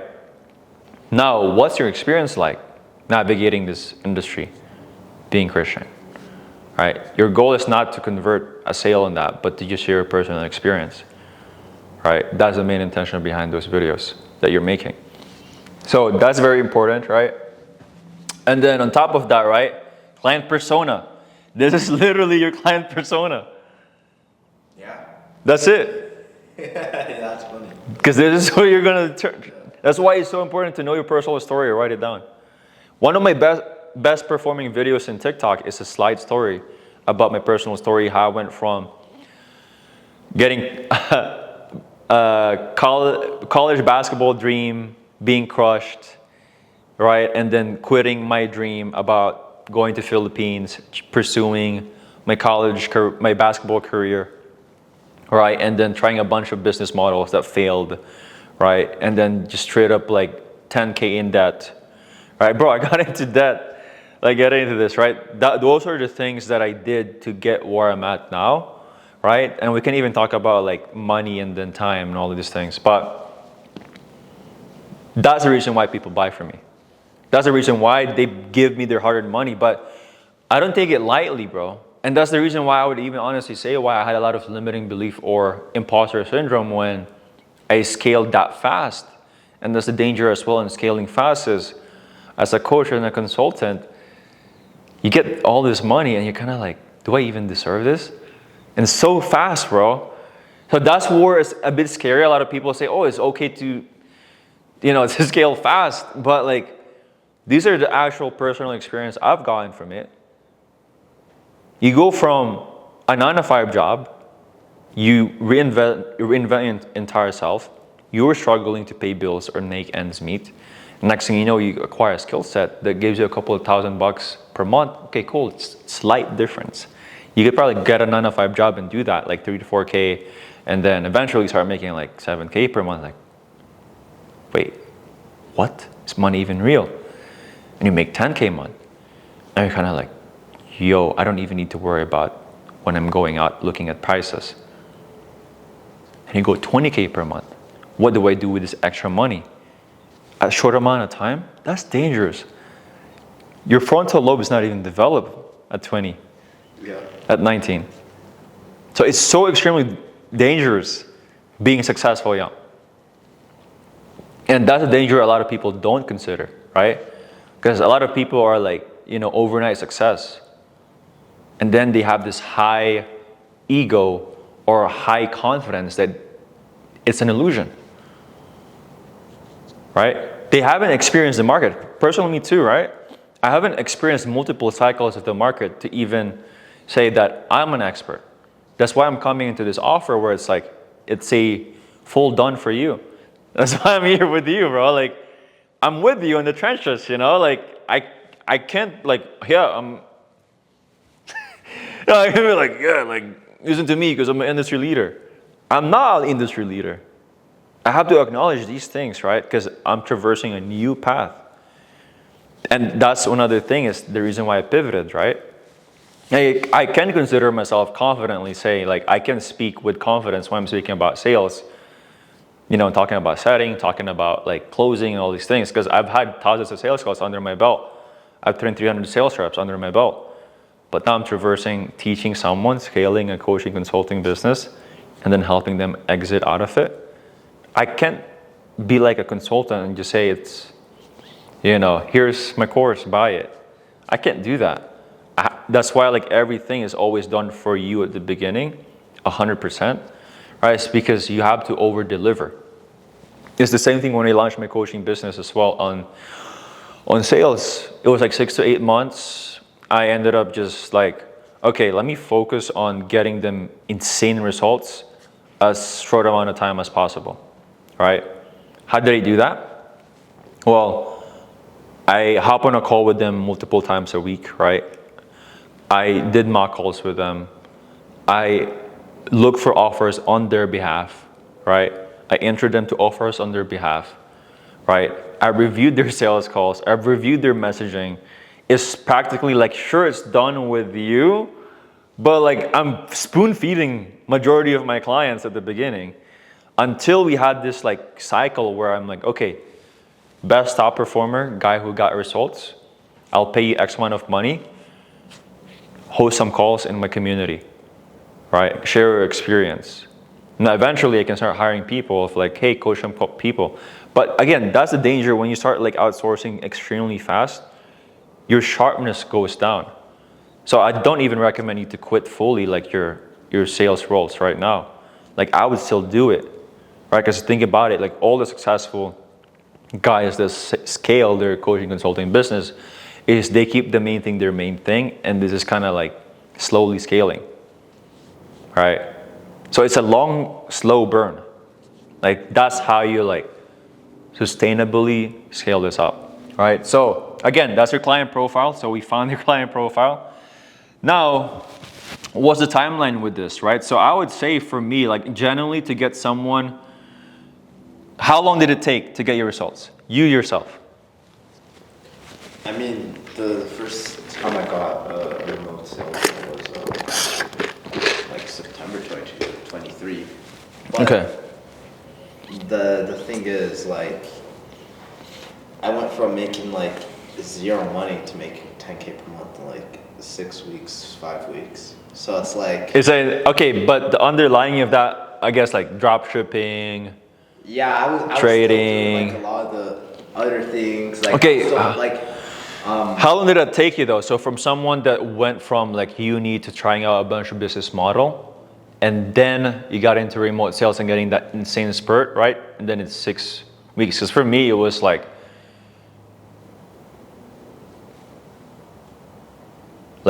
a year and a half to 2 years of trial and error on those other business models of marketing agency and everything. And then I got that growth spurt where like it's instantaneous. How long did it take for you? okay, so like the general online space, I started February 2023.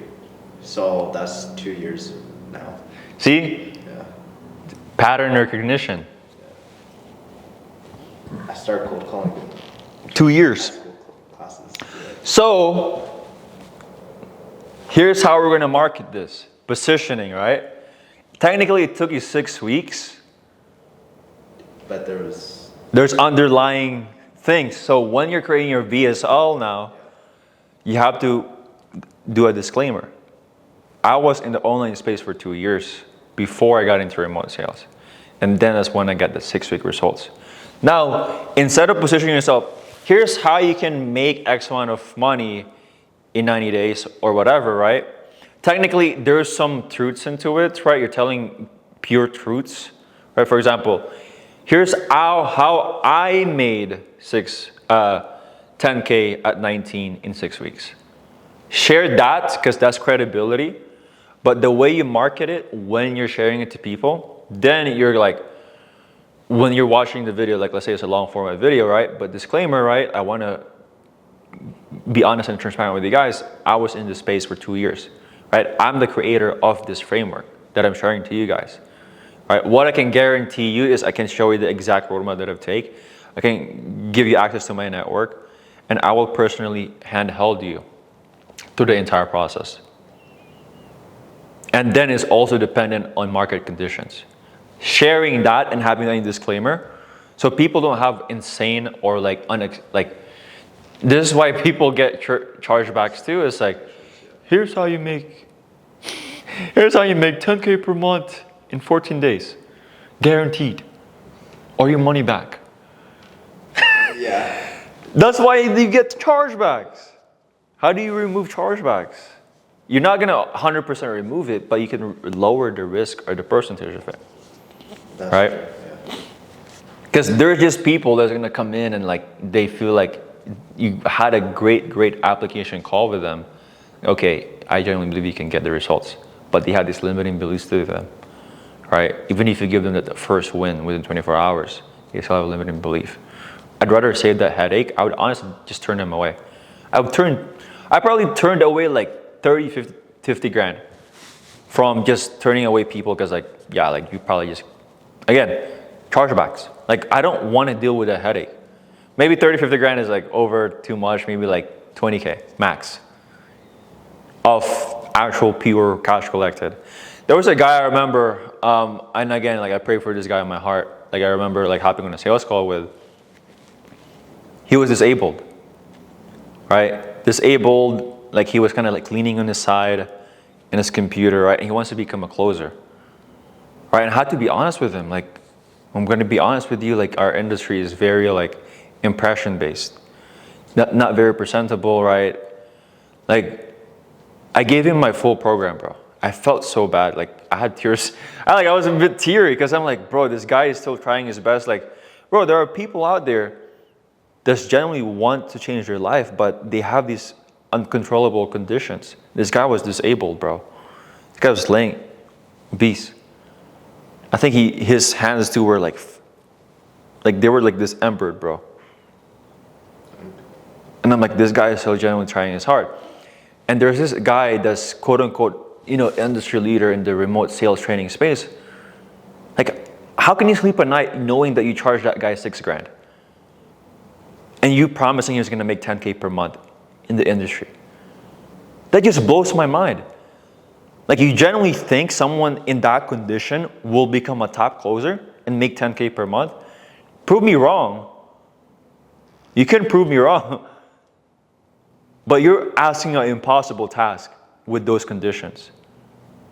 Why? Remote sales and sales in general is impression-based. It's very important to have good first impression in remote sales and just in high-ticket sales in general, or just in sales in general.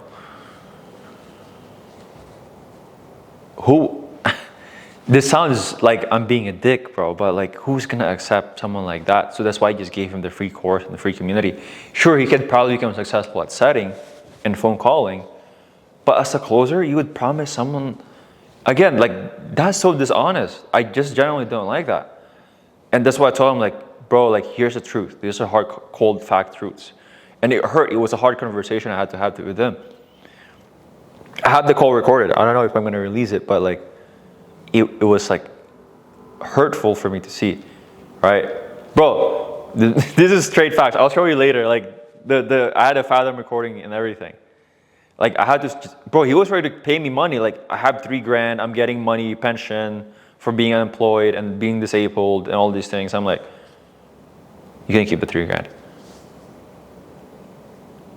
There's no reason why I would charge that guy. No reason. Right? So I ended up just giving him the program entirely for free. There are conditions like that. It's like, again, money does not change a person. It amplifies who you already are. So I want to keep the principle that I have while I'm on my way there, And it's hard. A lot of people changes when they like start getting money. And I had that feeling too. Like, I had that feeling when I knew that there are seasons in my life where I had like money, but the energy was dark, But, okay, cool. So, timeline, I would say genuinely, like, front-end marketing, you could say is within 3 to 6 months, because you can generally, if they meet these criterias, you can get them the results within this timeline. Now, the outcome is what? Land a remote sales role, master this skill, right? Or make your first $1,000 or X amount of money in this timeline, right? And then, but disclaimer, tell them the things. Make sure you include that. That's honest marketing, but at the same time, you have something at least people will bite on. Because here's the harsh truth or harsh reality with marketing, man. It needs to sound good. It needs to sound easy. You can't change that. People love easy, especially in B2C. People love easy. People love convenience, peace of mind, security. And that's unfortunately the market that we're living. That's the market conditions, right, that we're living in.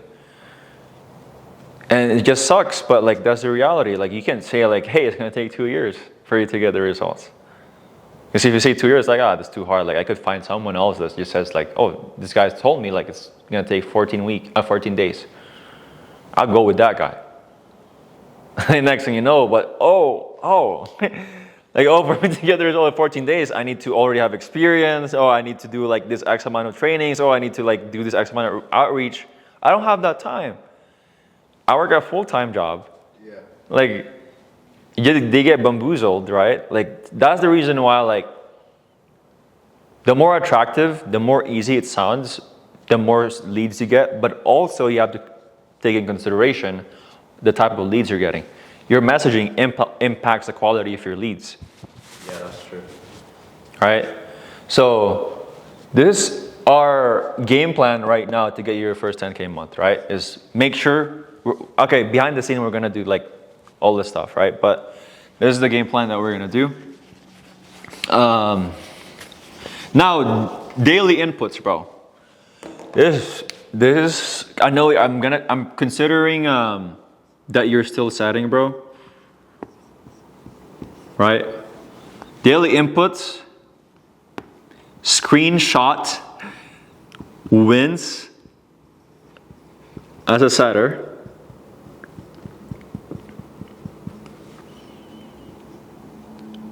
Post IG stories.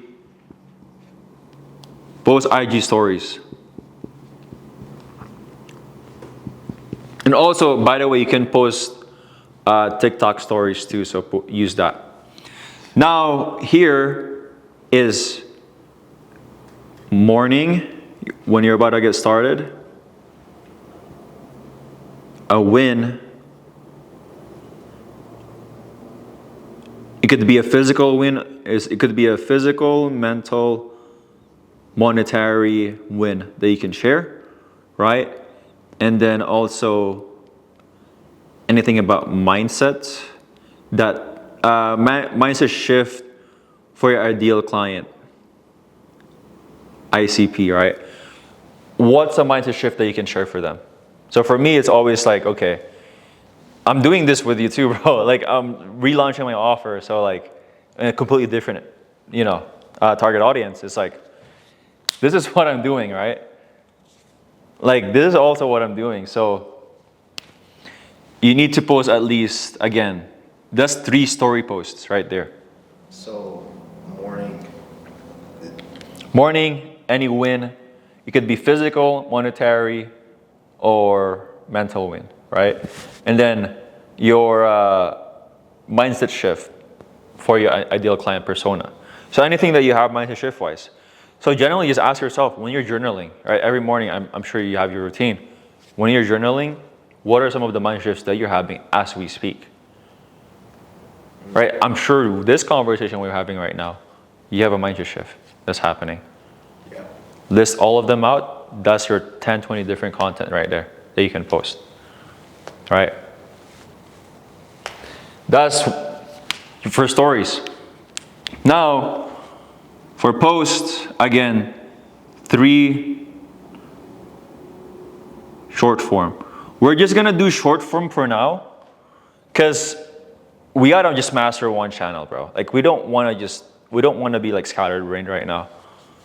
So we're gonna focus on short form. And then on top of that, what we're gonna focus on is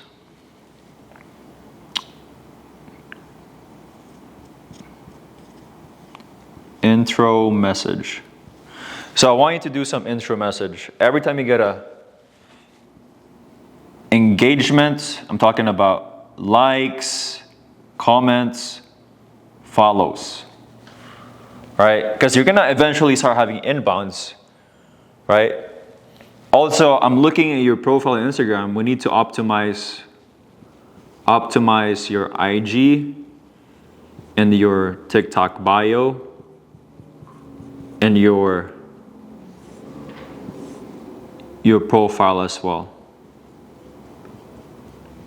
right? So we need to optimize all these things.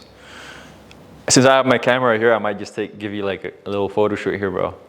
Sounds like a plan. Bro, we generally need to change your picture, bro. Like, Yeah, fair enough. yeah, so like we need like a good headshot picture. Like, think about like in your profile, right? Like, backdrop is sea of water, shades, colored shirt, right? My face, you can clearly see it, right? I just chose that intentionally. Everything has an intention, Yeah. right? And then, honestly, I need to reshoot to that picture. But after that, what I want you to do, bro, is we have some baseline foundations that we need to create. We need to record your free training. And don't worry, we'll craft your free training and how to do it. And we need to record your VSL as well. These are your MVP, minimal viable product, that we need to have on the front end to make this like cleaner. And eventually, once you get a couple more sales, then we can start like considering getting a setter, this and that. Honestly, you could get a higher VA for $3 per hour right now if you want. I know you have the cash to do so, to just start doing the initial messages. Onlinejobs.ph. Yeah. I've seen that website before. Get your cousin to do it. Do you have family in Ethiopia? Yeah, I do. Are you close with them? You have any cousins there? Not like, I can't think of any family I'm close to. That's fair. My age. That's fair. Okay. Yeah. That's no problem. But honestly, like that's one of the things that I did. I actually, when I was starting off, I made one of my younger cousins. I'll pay you $5 per day. Like he's from Philippines. That's like how much? It's 50 pesos per dollar, right? So 50, 100, 150, 200. That's 250 per day. Does it actually feel like 250 there? Yeah. Yeah. Yes. That's crazy. You can get a meal, you can get, I don't know, like a shirt or whatever, and he saves that up per day, bro. I just told him like repost my videos in this account. That's what I did, you know. And then eventually I was like, my friend knew this VA, ended up creating a Loom video structure, right? I don't know, like this video is already pretty long, but we can talk about systems too and everything, but I think that's when you like pass or the threshold of 10K per month. But I think this is the first steps right now. This is it. This is how you get your 10K. It's not really complicated. Do you have any questions? Any? Message ELLF. It is engagement, likes, comments, and then also follows. Oh, so just send a good intro message to each. Yeah, any intro messages. Just be like, hey, appreciate the follow. Are you in remote sales or looking to get into it? Hey, appreciate the follow, means a lot. Are you currently in remote sales or just trying to look into it? That's it, bro. Huh? It's beautiful, huh? Here, I'll show you guys, bro. Check this out. Check this view out. This is what we're seeing right now. This is the view from the Penny house. Oh yeah. Let's keep cooking. Keep cooking. All right. Boom, boom, boom. Okay. Cool. All right. That's the game plan. That's the game plan that we have right now. Honestly, like, then we just kind of touch base week by week. I want you to also just let me know how everything is going. You know, like, hey, I posted this is what this and that. You know, like, let's have like a weekly sync in terms of like how everything is, right? And then again, like I'm gonna help you set up some content ideas. Like we'll structure your entire thing out. But I want to do that behind the scenes because this is like some sauce that only exclusive for you, bro. But yeah, bro. Like that's literally it. You have any questions? Anything that we can touch base on? Biggest things I have to do right now: message followers, likes, comments, profile views. Yeah. I'm gonna ask my boy for some referrals. Posting daily stories of results, so like the personal screenshots of like sets, closing, piffs. Also setting, you know, voluntary personal wins, mindset shifts onto stories. Yep. And, just consistently posting at least 3 a day. 100%, man. Yeah. Fire. Yeah. Any key takeaways that you've gotten on this thing that we just did? One big takeaway, honestly, is purpose over money. Cause like, to be like, my current client loves me a lot, but like, I haven't been like being the best for him. Like, I've been like, yo, bro, I only have time to take like a mock call at 5:30 a.m. That's fair. Just wake up at that time. Because you do have you're still setting right now, so that's perfectly understandable. It's like, bro, if he's trusting you with the money that he literally saved up money for probably 2-3 months, and then just sends that to you, and that money's gone from his account in not even 1 hour, sorry, 1 day, but 1 hour, right?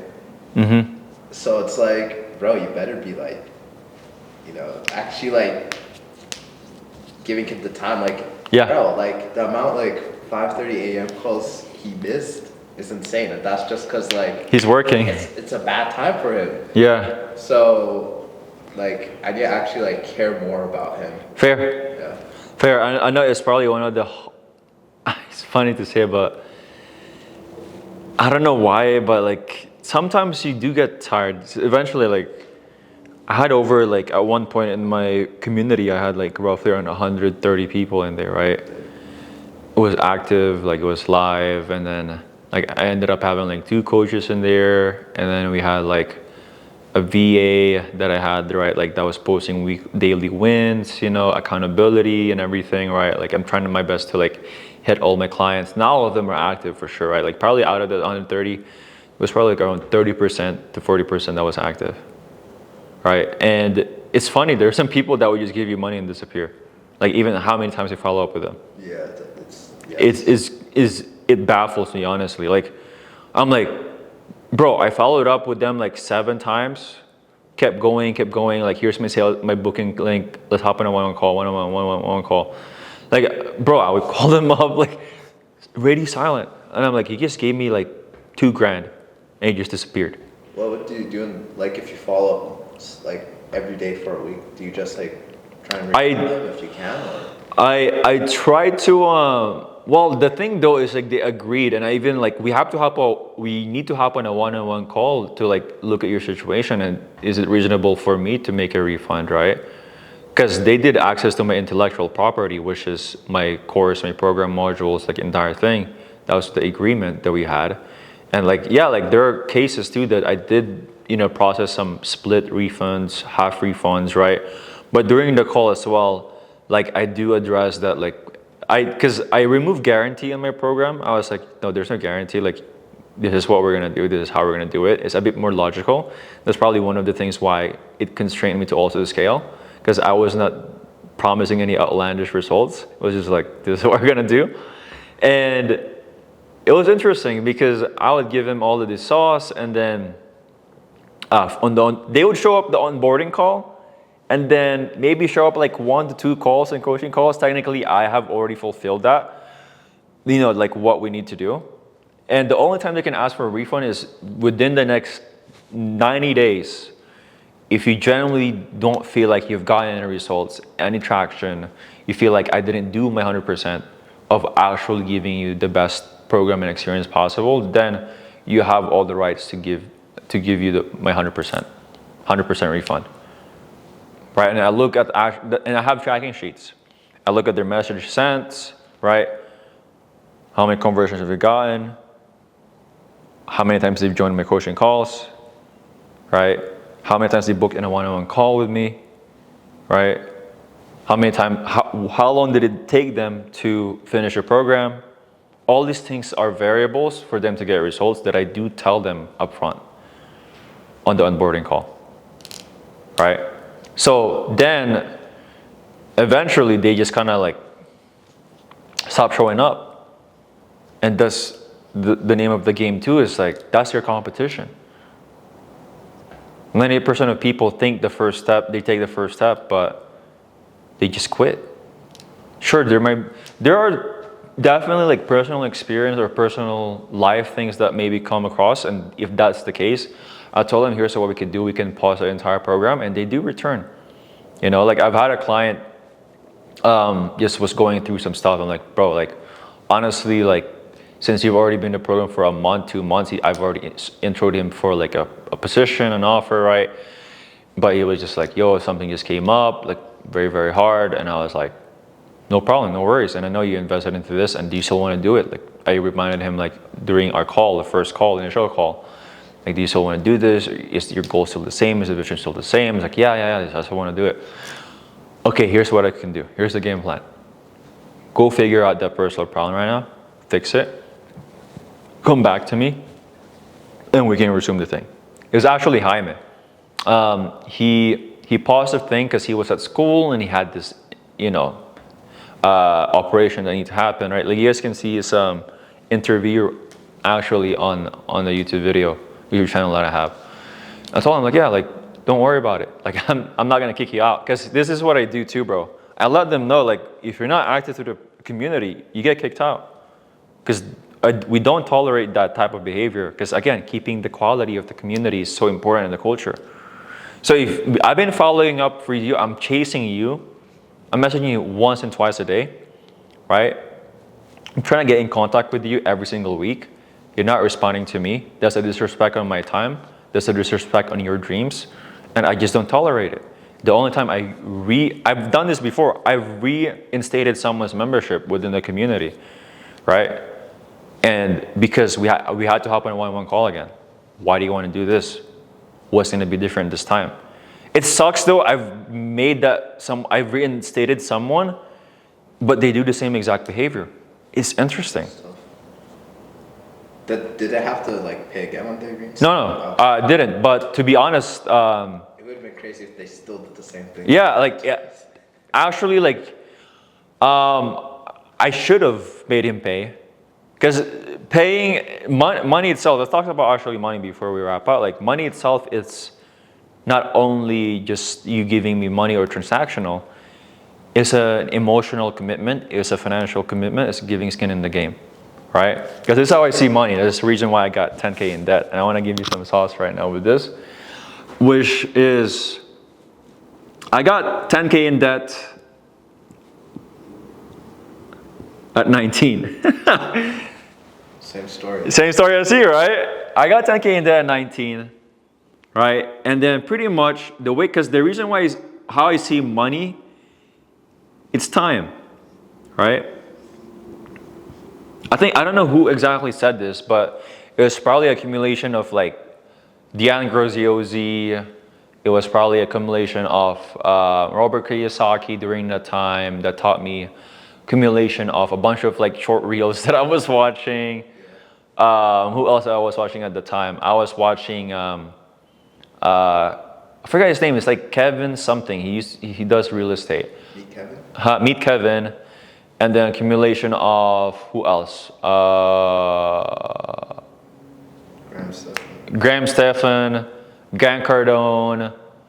I wasn't watching Alex Hormozi. I've watched like 2-3 videos of him yet, but like this is before I got into like business. This is the like kind of like the concept I understood. Like they didn't directly said this in their videos, but like what are the patterns? Again, pattern recognition is such an important skill as well.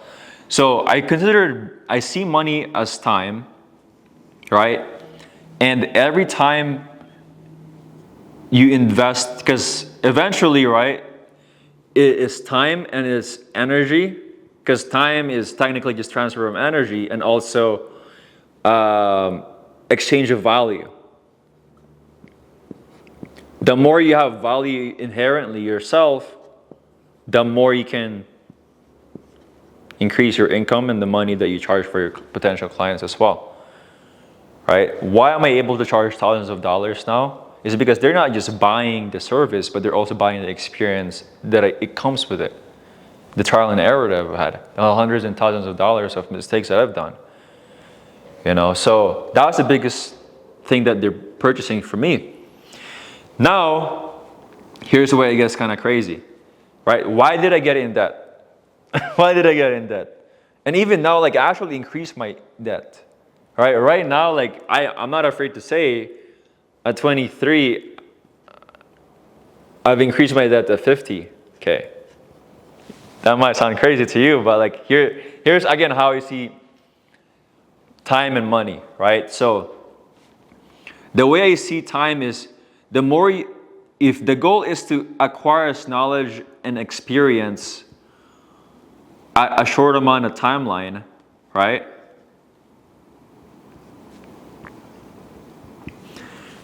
If the goal is to, because knowledge and experience allows you to what? Acquire more money and also acquire more money pretty much, or like just scale a business.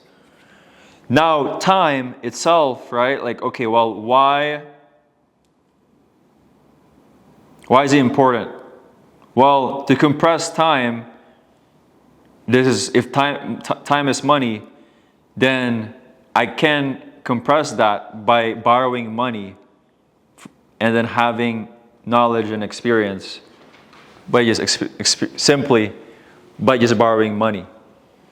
And that's why I have I have like roughly around 70 to 80K in credit line. again, I built this up because I had good credit and I was paying on time, and I just kept opening my credit line. But that was what I did. Now, do I recommend it to every single one? Can you handle that type of stress? Do you believe in your skill set? Right? Do you believe in your skill set? Do you have a vision? And why you're doing that and putting yourself in those positions? You don't just put yourself in a position just to put yourself in a position, right? You need to be intentional with it, right? So, again, this is how I compress the knowledge and experience that I have at 23 years old. I borrowed money, acquired knowledge and experience, because what did this give me, this 50K? I spent it on ads, on sales, on mentorships, on people, right? Hiring people,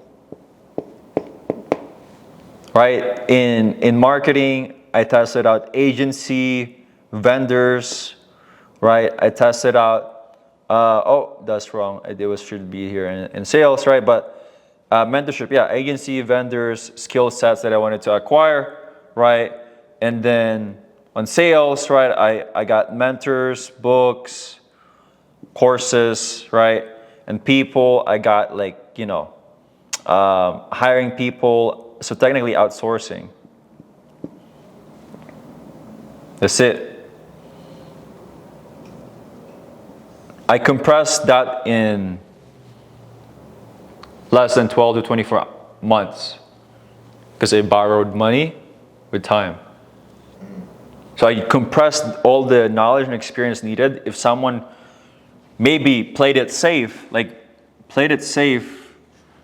their timeline, instead of it 24 months, it took them, 6 to 8 years to learn all the things that I just learned. But since I borrowed money, because money is time, then guess what happens? I compressed the timeline of me trying to figure out a 6 to 8 year timeline of knowledge and expertise and experience into just this time amount. Right? Again, that's how my brain thinks. Does it apply to every single individual? Maybe not. It makes a ton of sense. That's how I think, bro. And a lot of people calls me crazy, but I'm like, That's not crazy. huh? That's not crazy. Yeah, but an average person you speak to, they're like, oh, why did you do that? They're baffled, and they're like, holy shit, that's a mistake, Well, that's not why. That's why they're not where you are. Exactly. So that's why I'm saying it only sounds crazy to the average, the mediocre, but to the people that understands the game, they're like, bro, that's actually smart. And if you think about it, Elon gets into hundreds of millions of dollars in debt. Think about Elon. He's definitely billions. Billions, I mean. Oh yeah, didn't he just lose 130 million in net worth? Something like that. He lost a lot of money just recently, just because his political views and kind of Tesla, right? Yeah, I forgot exactly. I mean, sure, it's paper net worth, but Yeah, exactly. A lot of people think this. Don't put money in pedal. If you're putting money in a pedalize money. That's what happens. You don't make more, yeah. right? So that's why I'm if the goal is to make more money, but actually if you chase money, it keeps running away from you, right? But if you respect money and you reduce the importance of money, but it's actually just a byproduct of the mission, the action, and the impact that you're making in the world, then it's not the end-all be-all goal, right? So that's the main thing on why I got into the situation too. Is how do you condense time, knowledge of years of knowledge and experience? Right? That's why if you think about all the successful people that are extremely young, they understand this concept, but not a lot of people understand it. Why do startup companies borrow a lot of money? It's a shortcut. Shortcut. Yeah. All right, and you file bankruptcy. They just, we can go so deep into that. But Well, what if you fail bankruptcy? If you file bankruptcy, what's the worst that can happen? nothing. Exactly. You get like a pass. Exactly. Maybe like, oh, you can't. Yes, you get a respawn.